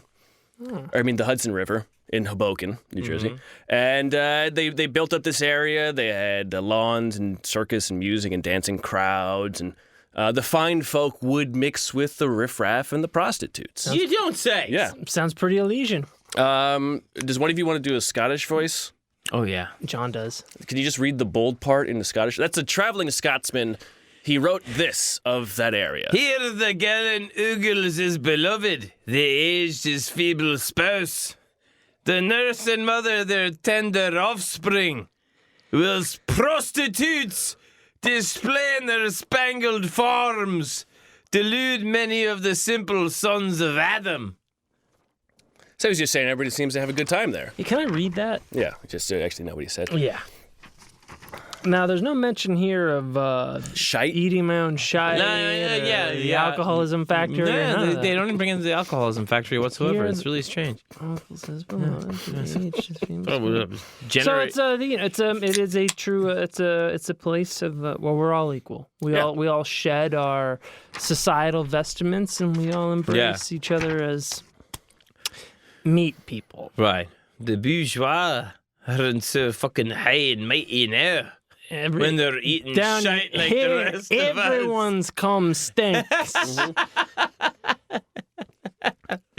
We all work at the fucking alcoholism factory now, don't we? Isn't that right? Now, it should be noted, in the Elysian Fields, that was the where the first recorded organized game of baseball was started. Is that just a fact? I believe in the 1860s or something like that. Is that right? Well, here's another fun fact that's related to that fact is that Dodger Stadium is in Elysian Park. Oh, that's right. Formerly Chavez Ravine there's a whole displaced bunch of thousands, families and, hundreds everybody of was kicked out and Mexican forcibly families removed. forcibly removed to build a baseball field. But Is hey, that exactly right? Oh, yeah. oh yeah, history of Chavez Ravine is Yeah, I don't know about it, but I have heard whispers. yeah, that's because they don't want you to know. You should listen to the L.A. Meekly podcast. That's L.A. good. Meekly, Greg Gonzalez, and Daniel Zaffron. Daniel's great L.A. history Very good. podcast I- live show. I listen to every one. I don't. They do go but I into should. a lot of weird stuff. There's a lot of If crazy you're into, history if in you're LA. into this show, you'd be into L.A. Yeah. Meekly Yeah. as a listener. Especially if you're into LA history. Yeah, and Because they're they- doing nothing but that. But yeah, deep dives, really good stuff, and strange stuff. very strange stuff. LA's got a very. They did some Jack Parsons stuff like we They did. did do Jack Parsons stuff, Black Dahlia stuff. There's a whole book called Hollywood Babylon. They might have done some John Holmes stuff too. I'm I don't sure know. they did. I'm sure they did. This is Whether they meant to or not. Yeah. Oh God, I heard his little stunk by heaven. So now Sam Patch was, with this jump, now, he was the last Passaic jump. He was getting some mention in newspapers and magazines. And now the Hudson River jump, that's a big one. So now he's mentioned in the Enquirer. The jump was called an eccentric novelty. Hey, title drop. The New York Enquirer, an editorial from that same newspaper, derided his jump as bad taste. For although Look like shit. For although there is some tact and management in the defeat, it is still unnecessarily sporting with human existence, and all such bravados should be discountenanced. Rational, scientific, and even daring exploits for rational objects may be encouraged, but what is there in a leap over a cataract 90 feet? Danger, and desperation. Yeah. I mean, I guess that's the point, you fucking idiots. idiot. Yeah. We love. He should be like me, riding in a room alone. Yeah. God, my own miasma. I don't know what this guy's problem is. Here, safe in my four walls and roof. Have a God, bu- it stinks in here. have What's that guy doing? Jumping off shit like a breathing fresh air on the Fucking way down, dumb bastard. engulfing in a cool, crisp Yeah. stream like an animal. filling his lugs, Lugs. filling his nuts and balls. Those Savage. savage sperm that stinks.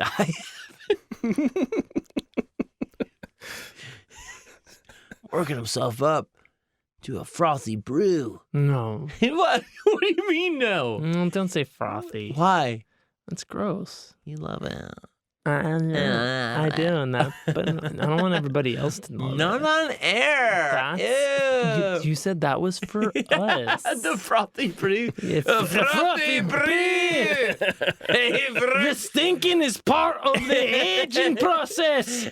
You got to let it ferment. Hey, mate, I worked myself into a bit of a lather. It smells like shit. And that's which how you I'll know eat. it's working. As soon as I get off work at the alcoholism factory. I'm going to get myself a nice tall pint of frothy nut. The stinky type. Kind of leaves a patina on the glass. Condoleezza. A patina. Kind of leaves a. kind of leaves it. Yeah, Yeah. it kind of leaves. Kind of leaves a rice. Oh my God! It kind of leaves a patina on the glass. Give me the watch.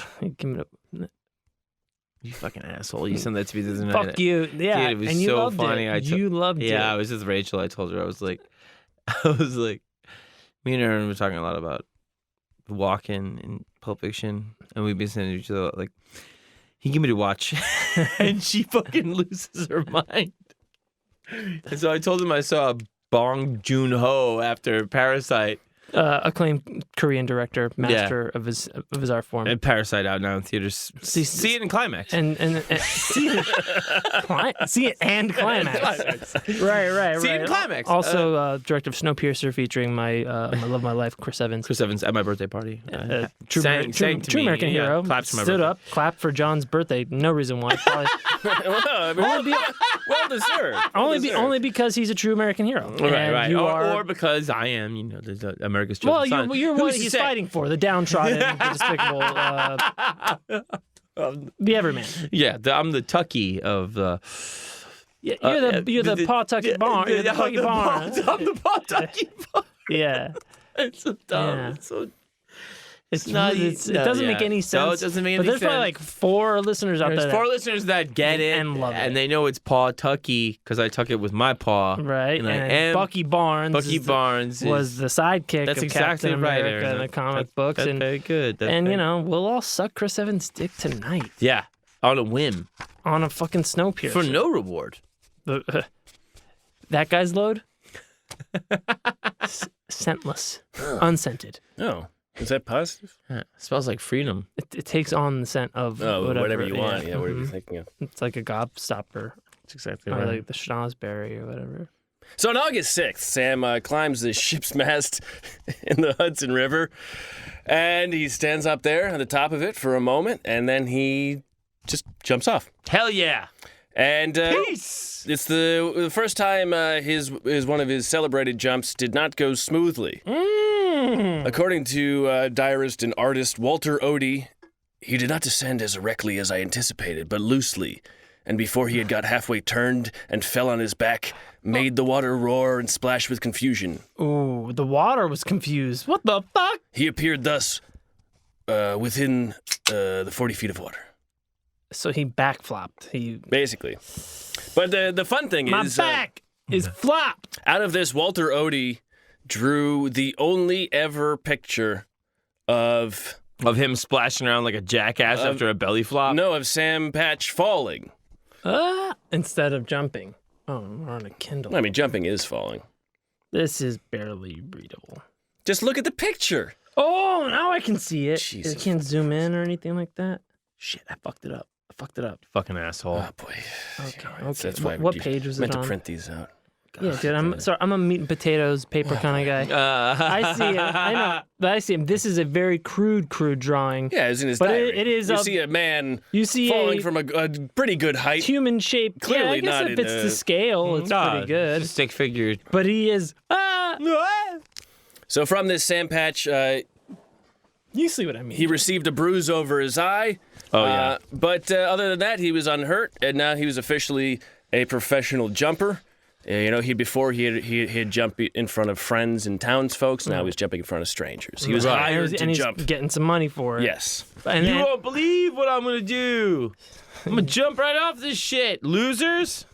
Fallers hate this guy. I used to do it in front of my dad only, and now I'll do it in front of you for several shillings, and you'll pay Pants, whatever you got. me. Yeah. Now, of course, like most Daredevils, this actually didn't change his life very much. Still an asshole. Nothing. There's no more known about him other than he started working in the Philadelphia mill at some point after that. But then July 4th, 1829, later the next year, he leaps from the Little Falls in New Jersey, just north of Patterson. And as Johnson writes, beyond that, we know only that gentleman in Buffalo, through friends in New York City, invited Sam to leap at Niagara Falls in October 1829. We know also that when Sam set out on his journey to Niagara, he was drunk nearly the entire time. And we don't know if he jumped or not. Oh, no, we're not done. Oh. Sorry. No. No Very problem. nice. Very good. So as we talked about in the Woodhull episode, the Erie Canal was finished in 1825, and this was the new Western Front for America. This, all of a sudden, the West was there. New York still. For the white man. And the plan, and with the Erie Canal came a route to Niagara Falls. And Niagara Hey, Falls... by the way, a specific type of white man, because the Spanish white man was way over out there west before. True. Before the Anglo-Saxon Protestant devil white man was over there on the East Coast. You're speaking up for your own version I'm of speaking of white European? Yeah. That's very smart, Aaron. There were white men in the West. Yeah. Conquering, raping, just as good as you Anglo-Saxon Protestants were. Oh, yeah. Yeah, I've read Which some is stories what I about am. the... Maybe even better. I've read some stories about the missions in California. Not good. Nope. But you drive that 101. El Camino Real, baby. So, 1825 Erie Canal is finished, and then hotels start being built. There people start building it as this place to go, especially for rich people that want to see the beauty and strength of nature, right? And by 1829, they want to have money. They want to make money from off-season events. So in the summer, anybody, right? You go there, but when it gets colder in the off-season, so they put on this great event in 1828, right? At the Erie Canal. No, at Niagara Falls. At Niagara Falls. Yeah. Oh, when they're frozen. They're not frozen yet. I mean, there's too much cold. water It's moving too cold. fast It's cold. to really freeze it. And so in 1828, they do this thing where they send this boat over the falls. Yeah. It's called the Michigan. I heard that. And they load it with a bear. They load it with a couple bears and a cat and a dog. Huh? They tie an eagle to it so What? it can't fly away. What? The boat can't fly? The eagle can't. Boats can't fly. This isn't Peter Pan. Boats. What are you saying? What can't fly? The eagle. They tied an eagle they tie to the. an eagle to the boat. Maybe they thought the eagle in a. The eagle can't fly. Yeah. Maybe the eagle. So you're sending it over the waterfall with an eagle tied to it with bears on board. Yeah. And they're crewmen. There's nobody there. Are they dressed like they- sailors? There are effigies of characters in American life and plays. Is there Yes. is It's the ritualistic. raccoon the captain? There's probably There's probably a a raccoon. raccoon. And as a he's captain. like, this isn't going well. Yeah, Probably. yeah. He He's radios, just going through the trash. he radios. Jesus Christ. It's a ritual. Dude, it's a sacrifice. That's absolutely insane. So how many bears are we talking about? Tell me the whole animal roster. At least one bear. This is like and a he's- fucked up Noah's Ark type of scenario. That's exactly right, Aaron. Thank you. Fucking piece of shit. Dude, I'm You're so dumb. good at bro thought. this just like Noah's? Dude, I am the king of bro mythology. King. Remember that time that we killed all those animals? We were just trying to do Noah's Ark, Backwards. but like backwards. Like, thought maybe we could rewind the tape and then go back up the waterfall and all come back to life, like in a sick. No. sick You're getting it all resurrection. wrong. You're getting it all wrong. Oh really? Yeah. Well, tell me the mythology, you shithead.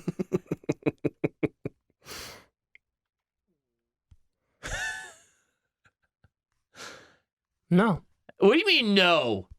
because I haven't made it up yet. History's still being written, my friend. God.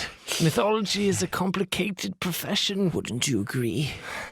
Please. Wouldn't you think it would take some time to figure out why we tied the eagle to the ship? Think about that, asshole. Think about how stupid that is and Werner Herzog had a thing with a boat. and cruel. Yeah, no. I was immediately reminded of me of him. Fitzcarraldo, Was I was talking about him on the fucking Fitzcarraldo thing, and like, yeah, it's why? Why is there this thing? Dude, because it's destruction porn, man. It's because it's cool to watch. But also, what is the fantasy about that? And why is it that people are like, I remember kids, and I was one of them too, like being obsessed with the Titanic or the Hindenburg or something like that.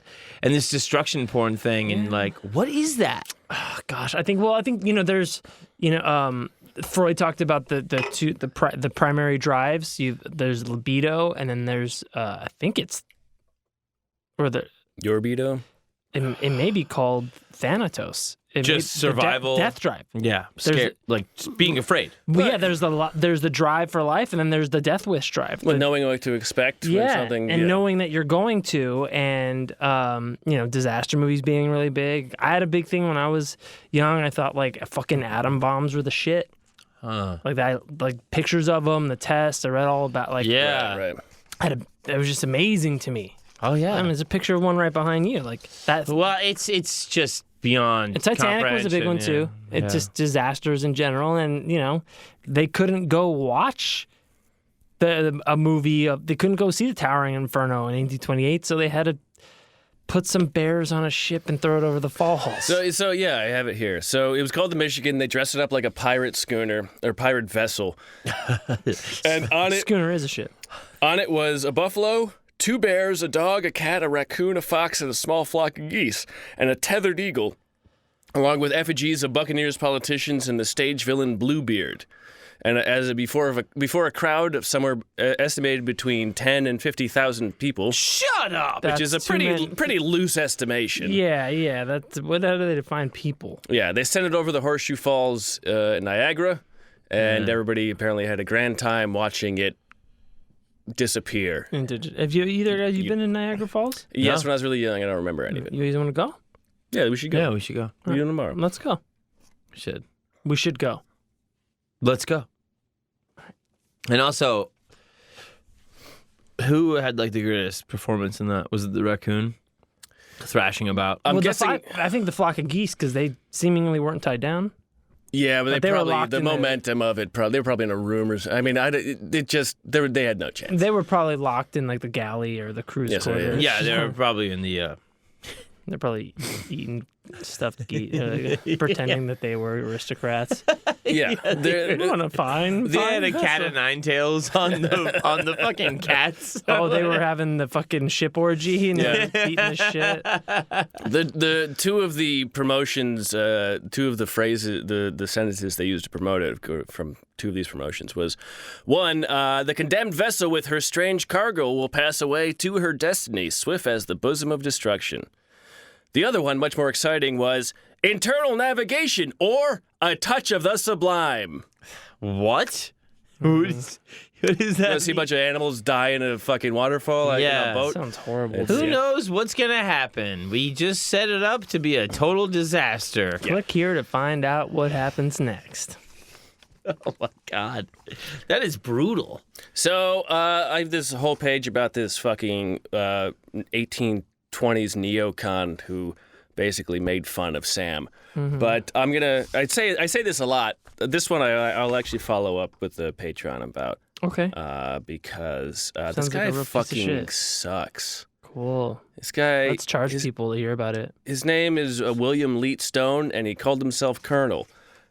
Even though he wasn't. Guys that call themselves colonels that aren't. I love that. Yeah. So Very yeah. good.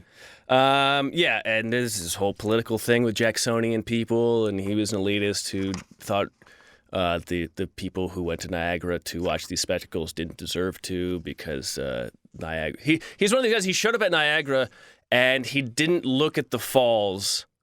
Like his room had a view of the falls, but he closed the curtain because he said, "I don't want to view it from here." And then he only viewed it from a certain place, and in order to get his nuts off on it, his rocks off on it. Oh, God. He's just one of these guys that says, this is for, only I appreciate this. Right. Nobody gets it. Nobody gets it. You like rabble I don't do. appreciate like me and the aristocrats. Right. Or these This is fucking strictly for my aristocrats. Yeah. So 1829, they say, hey, you know what we're going to do for this year, for this off-season thing? Not only are we're going to send a boat over, we're also going to blow up a bunch of rocks. We're going to dynamite a bunch of shit. Jesus. Just, so you guys can see that. And then Sam Patch is going to jump. Oh, God. Yeah. Jesus. So it turns out that the Canadian side didn't want them, didn't like the guy who's running the hotel and was going to blow up stuff because he had kind of like taken over some of the land without their... Right. and then, so they did 3 explosions. Only one of them worked. And so people were like, this is kind of lame. The boat was going down towards the falls, flipped over, started going sideways a little bit. All the masts broke off. That's cool. and then it got stuck on a rock and never fell. Oh Oh God. my God.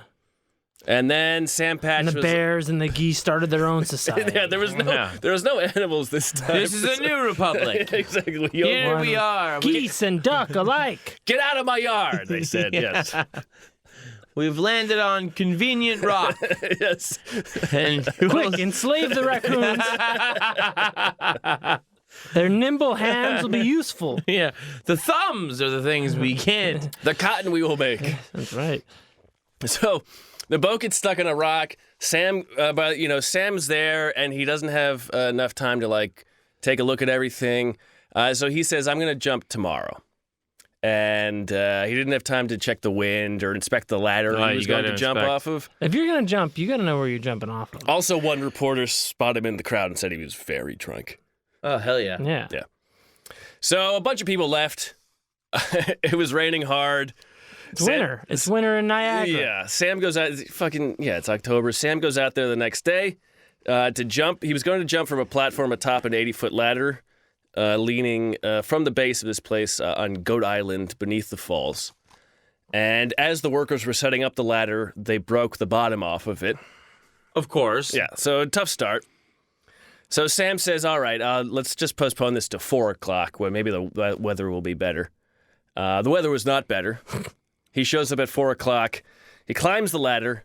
He bows to the men. He throws kisses to the women. Probably had a lot of drinks in between. Uh-huh. And God. unlike this shitty neocon, this is a nice Canadian reporter's description of it. Of course, you're Canadian sympathist. Sam walked out clad in white and with great deliberation, his hands close to his sides, and jumped from the platform into the midst of that vast gulf of foaming waters, from which none of humankind have ever before emerged in life. He furnished in his own person extraordinary proof of the power with which self-possession joined with determined resolution gives to man. He swam to shore and was heard on the beach singing as merrily as if altogether unconscious of having performed an act so extraordinary as to almost appear an incredible fable. Sam Patch has immortalized himself. That's some pretty heavy-duty writing for somebody that nobody's ever heard of. So He jumped 80. He jumped like into the pool of the falls 80 feet into the pool of the falls. from a ladder. Yes. So hey, I mean, bad. it's not nothing. It's not. I It's wouldn't. definitely do it. not nothing. I would not do it. I mean, 80 feet. No, I like you? Absolutely Dude, not. no, I'm 79's my number, dude. That's my limit. Line in the sand. But you're also jumping into some pretty turbulent, cold, freezing, ice cold waters. Absolutely, Rocks, Aaron. Craggy, like you said. Craggy. I'm sorry. The ladder was 80 feet. He jumped 125 feet. Oh God. 125 feet into the water. Right. But it, Probably half drunk or full drunk. hopefully. God willing. How about tall? How tall are the falls in general? Like from Honestly, I don't know. How tall fall? how tall? I fall the one time before. There- and then 2 times. There's a no. lot of stories of people dying. Oh. Whole boats going over. barrels of monkeys. Guys catching. They're trying to get a deer that jumped in, and the deer drags them all, and they all go over. Yep. A lot of stories of that. People trying to grab the Holy Grail. Like, go! Degenerate me. I'm an idiot. Indiana? That's very stupid. So after this jump, Sam announces he's going to do it again on October 17th. God, Sam. Come on, October 17th. What's today? 14th? So it gives him about 10 days to do it again. He goes back to he goes to Buffalo, New York, and he starts getting wasted. Hell yeah. One reporter described him as a, quote, drunken, loathsome object. Ugh. Another one described him as, like many other great geniuses, is a great friend of the bottle, more than the bottle is to yeah. him. That's actually a wonderful quote. It kind of is. Like many other great geniuses, he's a friend to the bottle. More than the bottle is to him. God, man. It's good writing. Shout out Tony Stark, Demon in a Bottle. Great storyline, Iron Man from late 80s. Right. So Sam was drunk a lot, but during the that. day he would sit in this museum in Buffalo called the McIntyre Museum, and people would just line up and then pay some money to talk to him. Eventually the price was cut in half because he was so drunk. Oh, God. But with understand what I'm saying. I'm not gonna charge you full price. I like you. How's your dad doing anyway? Cum still stink. Oh, God. Good man. This is cum still. it was a fun museum, but clearly, Oh, yeah. Inhabited by this A drunk dude? wretch. well, McCleary opened. He was a theater producer, and he opened a museum, and he said, "I don't have anything. You guys, the Buffalo, send me stuff, and I'll fill it up with your stuff." Uh-huh. And so he basically had a museum of like the artifacts of families. Yeah. I'm just a business owner. Yeah. I don't have any reason for people to come in my business. You give it to me. This is a co-op, all right? I'm a simple profiteer. I just take. I'm the man with the idea. You do the work. You do the work. You know the way culture's shifting. Read a blog. Read a blog. So Idiot. now, but with this McCleary theater producer, he starts working with this guy. This guy, according to Johnson, likely, he started making him think about being a showman, as opposed to just showing up and jumping, right? So all of a sudden now Sam Patchy starts wearing a black silk scarf around his neck, or he ties it to his Silk scarf. yeah, a black silk scarf. He ties it around his waist, or he wears it around his neck. And also for McCleary, he starts carrying around a bear cub on a chain. Oh no! That cub's gonna become a big bear. Well, you're only a young cub once. It's true. It's true. And so with this attention, so he starts getting more attention because one, the jump in the Niagara, but also he gets people are like, oh, Hey, who's that guy with the bear? yeah. And so he starts getting offers. This garden owner in Philadelphia challenges to jump against his antediluvian frog. This is apparently Pre-flood. antediluvian. That's very good, Aaron. So antediluvian it's the period between, in the Bible, the flood of Genesis and the fall of humans. So humans fell first and were terrible, Right. And then God flooded them. Apparently, this frog is Oh, so pre-flood. yeah, is a pre-flood frog. That's a tough. I'm really smart, dude. You don't get it. What? I think I was. How did he get an antediluvian frog? He is probably a liar. That fucking Yeah, frog. he's like, is the a Phillies liar. are good. I got a frog from fucking Yeah. the flood. Phillies don't do blow. Yeah, his fucking frog Pirates. told me he's pre-flood, so you know he's legit. Said he's been around a while. Said he's seen some shit. So now, the second time that he's jumping, Sam actually has like a decent backer, and he's going to get paid well to jump, 25 cents per spectator who travels across the bridge to watch him up close. Spectator. Barely know her. Thank you. Huh? And so he takes a boat on the way to Niagara Come Falls. on, antediluvian. You're so wet already. I'm just your nephew, diluvian. You know I don't eat taters, right? You know, I've always wanted that. You only have to let one of me inside of you. Not 2 by 2. It's so stupid. Sorry you weren't lit on the ark, Aunt DeLorean.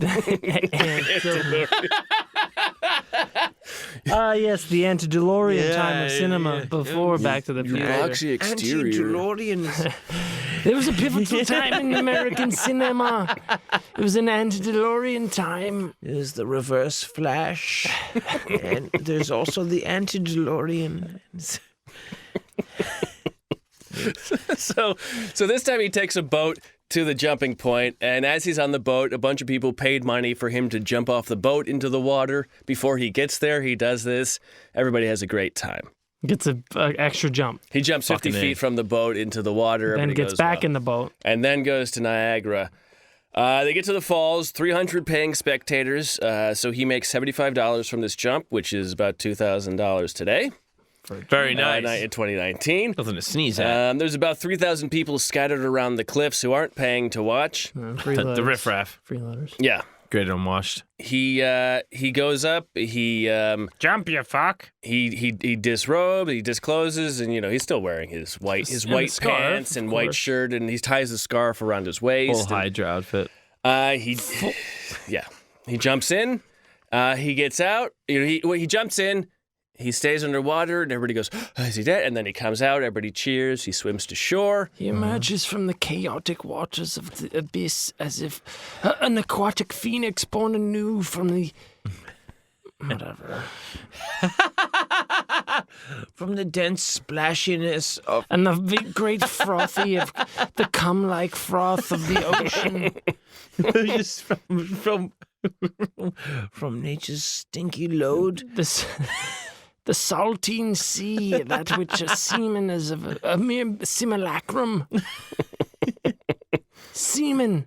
A coincidence, don't you think? The sea man. Ask me my other opinions on jizz, please. I'll be teaching a master class online. If you want to talk about the chaos of the jungle, it's nothing compared to the stampede of a man's frothy load. Microcosm of the jungle's strangulation. Marathon. I'm gonna move quickly after this, but this is what like the last little. So here's one newspaper reporter's description of this last jump, and he says of Sam. He says, the celebrated and unique aeronautical performer seems to control the dangerous effects of rapid specific gravitation in the atmosphere. Sam possesses what few have arrived at: contempt of danger. He seems to have perfect command of his motions during his swift transitions through the air because, when near the water, he brings his hand suddenly from above his head to below his hips and strikes the water in a position that guards his back, breast, and his face from injury. He's a daredevil. Yeah. It was called, in the Republican at the time, it was called the greatest feat of ever kind ever effected by man. He may now challenge the universe for a competitor. Okay. That's a lot. It's good stuff. What year is they this? made them all superheroes back then. Yeah, you put on a scarf and jump into a pool, all of a sudden you're fucking Superman. Yeah. So this is 1829. But you are. Yeah, basically, yeah. Who else is doing it? No one's coming out of Niagara. Probably some Chinese people. There's no barrel over Niagara yet. He's the first guy to ever jump into Niagara and come out of it. When he gets out of the water, he shakes the hand of the first man he meets, and he says, "There's no mistake in Sam Patch." I like that. So he Except did that one time where I backflopped. He still lived. Pay attention to that drawing. That was weird, right? Fake news. Yeah. So from there, he's got out of Niagara. He moves on to the real West, Rochester, New York. Oh, that's deep. That's deep west. Yep. Oh my god. How much further west could you go? Jesus. But at the time, Rochester was a jewel. It was the Genesee Valley in Rochester, around Rochester, was a feeder for the Erie Canal. Genesee River rolled and it broke around the mill dam, and it fell 96 feet into a chasm in Rochester, New York. It's a bigger version of Pawtucket. I love it. And these were, maybe dangerous, right? Maybe. What? So Sam Patch shows up in Rochester. He's getting drunk all the time. He's meeting the locals. He spends a couple weeks just boating on the river, finding a good place to jump. November 6th is the announced date for his next jump. 2 p.m. November 6th. 10,000 people show up this time. He's late. He's an hour late. Oh, you drunk shithead. Before he gets there, some man goes up to the platform, pretends to jump, spins around, and jumps off and runs off. Wait, Doesn't doesn't jump. He goes onto the platform, fakes a Psych. jump, turns around, and runs off. Uh-huh. And everybody goes, "Oh, that was weird." But wow, okay. I mean, a good joke by that guy. That's funny. Knowing Sam Patch, this is no mistake. At 3:00, he shows up. He takes his overclothes off. Sup, losers? He jumps at the 96 feet, and he waits. Then he pops up. He goes to shore. He's given his clothes back and a bottle of rum. Now, Very good. Then some people say, according to folklore, he then goes back up onto the platform and throws his bear off of it. Whoa, God. The bear on the chain? Yeah. Why the fuck would he do that? Because he's drunk. I mean, the bear, according to folklore, the bear lives, and he takes the bear around with him again. Yeah. What? That bear's Yeah. probably got a grudge. And I bet that bear had got a real nasty cocaine habit. Well, I bet also the bear was like, That guy jumped off. No, I jumped I'll off. do it. I'll join the fucking Polish do it. army too. According to the folklore, the bear was definitely not into it. Nonplussed. Yeah. According to the folklore, the bear was quote not into it. It's My contemporary. people have traded stories down through the years. The majestic Of- bear, bravery, power, strength, resilience. The small Kodiak. Emerging from hibernation of the winter, only to be thrown off of a bridge by a man named Patch. An abomination. Further afterwards, you could see the young bear god was strictly not into it. Developed a nasty coke habit. Joined the Polish army. Would drink a liter of beer a night. Carried full-on munitions rations on his back, fueled by the cocaine and rage and trauma of the man named Patch, who'd forever haunt his dreams, his bear dreams. His bare back broken. Spinal? Vertebrae? Spinal. This bear is tired. So after this one, he goes back to the local bar where he's hanging out with kind of the scallywags of town. The rapscallions? Yeah. And Great homage. The he riff-raff. says, all right, and some of the, like, when you do the initial research, you find all these dumbass blog posts and Wikipedia, people just copying from Wikipedia, and everybody says that he jumped again because the crowd wasn't big enough. But They weren't from into it. from actual someone who wrote the book, and there was a big crowd, one of his biggest. Yeah. But he decides he's gonna do it again. And for this one, he draws up his most audacious bill for it, and he calls it his last jump. And here's a copy of the bill for you, Aaron. You can see there's a lot, Heads up, losers! It's pretty gonna much. be my last jump. And His famous quote, some things can be done as well as others. Mm-hmm. on the flyer. There's On the no flyer. mistake in Sam Patch. Also, his other quote. Of the truth of this, he will endeavor to convince the good people of Rochester and its vicinity Friday the 13th at 2:00 p.m. And then there's an eagle, e pluribus unum, some various fascist imagery here. Stars, Paper clips. background, operations, paper clips, etc., and so on and so forth. Yes. No, well, there's the eagle grasping arrows and Yeah, Operation Safety Pin. I mean, it's really it's that's a punk rock Operation Paperclip. it's not crazy, but there's definitely some work. Yeah, I'm more of like Operation Safety Pin kind of guy, like a lot of underground Nazi I'll scientists. take like a lot of like the shitty ideas. Yeah, like hovercrafts. And This is a pretty brilliant handbill. Yeah. It's pretty good stuff. He Aaron. learned something from McCleary about how to promote himself that he was not doing before. No, you got to promote. And he says it's his last one, right? So this time he says, I'm going to jump from 125 feet. They build a stage for him to climb up and jump off, tie his record from Niagara. So ceremonial. And as Johnson writes, this time he promises to throw his bear off afterwards. He promises. Yeah, probably because After he successfully does the jump. Probably because the folklore of him throwing the bear off wasn't God. real, and he, in response to that, he This said, time I'll really do it. This I'll time do I'll it. really do you it. Think, you think I won't? Won't throw a bear cub 125 feet in the water? Fucking do it. You think I won't throw my drinking buddy off a cliff? He never pays for rounds. I'll fucking throw him off in a heartbeat. He didn't pay for shit. Does all my coke. He drinks all the booze. He's not a veteran. He's lied about his service. So what happened? So, on the day, Friday the 13th. Friday the 13th, At 2:00 p.m. 2 o'clock. 1 o'clock p.m., there's 12,000 people there. A hat is passed. Jesus Christ. A hat is passed around to pay for his jump. Big hat. Money for nothing. Now, he shows up at 2 o'clock. There's he walks through the crowd. What's up, y'all? An old woman is heard say Not there. there's a silence. As he gets up on the platform, there's a silence. There's a story of one old man puts his thumb in his mouth out of nervousness of Oh it. my God. There's a story of in the silence, an old woman basically yells, but she tells a friend. She says, "If there's anything in dreams, that man is dead." Yikes. I think she was drunk. That I don't get it.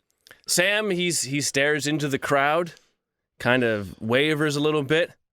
Some people thought that was him losing nerve. Right. All of his friends knew Talks that. cheap, motherfucker. All of his friends knew that's just because he was drunk. Yeah. His friends, he was his local friends who he just met. But they knew he drank a ton. Yeah, the guys he just met. But now you guys are my best friends. Come on. You guys know that I'll leave you all my bears, right? So he climbs on the platform and he makes a speech. 99% of the people there have no idea what he says. According to one account, it was short and incoherent. Another person says it was simply ridiculous. He was anti-Semitic and insane, and then he dove to his death immediately. And He put his hand up the bear's ass. Thought it was a puppet. talked about the benefits of animal sex, and then he's like, I don't care who says what. And then he dived and he died. But whatever he said before, he clearly didn't remember nor mean because he was high out of his mind. And God bless his soul. Now, what he did say, according to one friend, was this. Napoleon was a great man and great general. Jesus. He conquered armies and he conquered nations. Was. But he couldn't jump the Genesee Falls, which is where he was. He's right about all of that. And then he said Wellington was a great man and a great soldier. He Yeah. conquered armies and he conquered Napoleon. But he couldn't jump the Genesee Falls. But by golly, he couldn't do one thing. And then he said, that was left for me to do, and I can do it and will. Oh, God. He had already done it once, mind you. Now, I'm going to read the rest of this from Johnson. The men near Sam puzzled over what that meant, and tradition has that they tried to talk him out of the jump. Sam would hear none of it. He turned and faced the crowd once more, took off his cap and sailor's jacket and laid them aside. He stood at the edge in Cochrane's a friend's band trousers, his cotton spinner's shirt, the Irishman's black scarf, the town at his back, the basin at his feet. Then he crouched and leapt into the abyss. The leap began as gracefully as the others. Sam arched his torso and threw his head back and his arms out and sailed outward and down. But a third of the way down, things went wrong. Oh, no. Sam's head dropped to his chest and his body veered sideways, and the crowd watched in horror as he fell with his arms flailing in the air. Gosh. He hit the water out of control and was dead in that instant. Oh, my God. And the bear? And the bear was not thrown over the side. And the bear went on to live a happy, healthy. I'm actually the executor of his estate. He left everything to me. I get this little. I get all the coke. and that's all I care about. he leaves to me a sizable amount of coke. It's right here And in plain English that you can't understand. Trust me. that's fucking nuts. So what? Did he went- pass out halfway down? Did he give up? He was drunk, dude. No one. But during the dive, he And it was- displayed the same. It was his last jump. Maybe it was wind. Maybe there was a moment. Maybe his he head to his gave up. chest? It sounds like he gave up. Maybe he was even drunker than he had ever jumped. Yeah, man, jumping is a complicated profession. You must agree that gravity is a complicated business. Gravity's pretty grave, dude. Dude, gravity is grave. So they searched for, by all accounts, everybody left after like 5 minutes. And I don't think he's coming up. This sucks. Let's leave. they talked about it for a while. Some people searched. They couldn't find his body. Whoa. For months, newspapers would run articles of people claiming to find his body. They saw him and shit. Yeah. But the Rochester newspaper would not run these articles because they did not find it. In March 1830, about 4 months later, a laborer working on a hotel nearby brought his horses to the river to drink. He broke through the ice with his foot and there was Sam Patch. Oh, God. His hair was gone, but he was mostly there. He had traveled 7 miles down the river. Damn. He was in good condition for a dead man. Yeah. And one man claimed this was due to the preservative effects of alcohol and not a cold-as river. Yeah. He was buried in a graveyard at the mouth of the Genesee River where he had died. Mm-hmm. A wooden board with a rough epitaph was placed on it, and it read, "Only Sam Patch. Such is fame." Huh. Only him. Such is fame. Such is fame. We don't know what that means. He had a couple other quotes he was famous for, But but we know. we charge by the letter, so We are It was a rough kind of telling you there's a moral to this story, but we haven't figured it out yet. that's for you So, to if you decide. could help us out, just be intimidated. Please. Because. That'll be 75 cents. Yeah. What are you talking about? He's. Such is fame, dude. But it became, Rochester would, whenever they could, they would, Sam Patch would become part of ceremonies and the like. They had a trot him out. They had a parade we about got this Sam Patches. when they had a parade. Yeah, some people did try to dig him up and move him to another throw place. him off higher and higher. We can. You beat your own record, you dead idiot, you neat popsicle.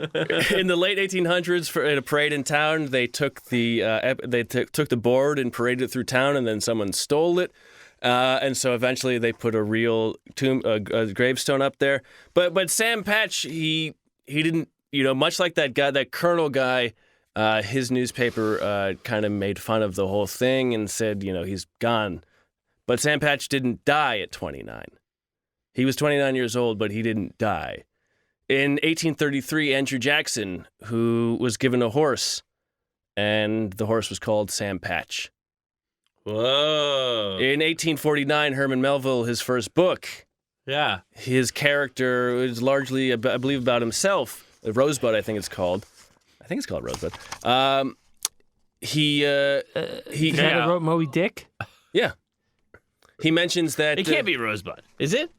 I can't remember. Oh, yeah. It's Rose something, and he mentions that when he was a green shipman, he was much like a young Sam Patch, and then when he was a studied, learned shipman, He's much like a now dog. he was also like Sam Patch. Wow. And William Carlos William, in his epic poem, he mentions Sam Patch and Timothy Crane. Sam Patch was For a he hot lived- minute there. he was nobody for 27 years. Right. For 2 years of his life, he was famous. Yeah. And that has carried on for the next 100 years. Yeah. Well, it's like the fucking the sisters with their terrible singing. How they were famous. They were so famous for being bad performers that they were Right. just household names. And people everywhere, they'd say, I saw Sam Patch the other day. Yeah. And this would go on for years and years. And Until Elvis died. yeah, exactly. And now that's who you see. That's pretty wild shit, man. Yeah. Sam Patch, Big jumper. animal cruelty activist, Yeah. Psycho. drunk. Yeah. Showman. Mess. Yeah. I mean, a lot more flashy than walking. I mean, did he do the best he could? He did do the best. I mean, hey, some people do. He basically came some from things nothing. can be done as well as others. Yep. I mean, that Timothy Crane guy, he went back. He was fucking basically beaten out of town. Nah, nobody's talking about And he him. went bankrupt and died. Right. No one gives this is the only time he's mentioned. No, Nobody he's getting gives half a divorced hoof that. about that fucker. Yeah. Ichabod Crane, maybe. I don't know. Pretty cool story, Matt. I was into it. got- I like it a lot. You got sometimes you just got to leap into the abyss. Yeah, I mean that was a long one. Yeah, Was. it's a long fall into the abyss. It is. It's a long, Oh, Lipschen. steady fall. If only you knew the cost. I think he knew the cost. It was his bear that he didn't care about. That's the I'll tell you what else. I'll throw my bear in this motherfucker. I swear to God. And then the great bear god. Without his consent, without him being high on nary a bump of coke, I will toss my bear cub directly into the abyss. He's getting big and eats a lot. Yeah. So really, I cannot afford to sustain him into bare adolescence. I am fairly sure that the honey will break his fall. The honey? Yeah, that coats his stomach, as that is how Right. that works. His head is stuck in a beehive, and it will act as an oxygen chamber, like a diving bell. Yeah, the inflammation from the stings will Activate an adrenaline reaction, which will cause him to survive the freezing process, much like hibernation. It will And in half a century, he will be reanimated as Captain Bear America. You will see. You'll see. As his head is stung repeatedly with his head within the hive, that he develops a hyper A intelligence. hive mind, if you will. So good. I That's think much we should better. end it Yeah. there. I'm going to say goodnight, everybody. Matt, thank you for a wonderful profile. Sure. Oh, somebody. I know My it. name is John Melville. Fahey. Good night, everybody. I'm Aaron Peter. Good night. Matt Brousseau. Good night, everybody. We love you.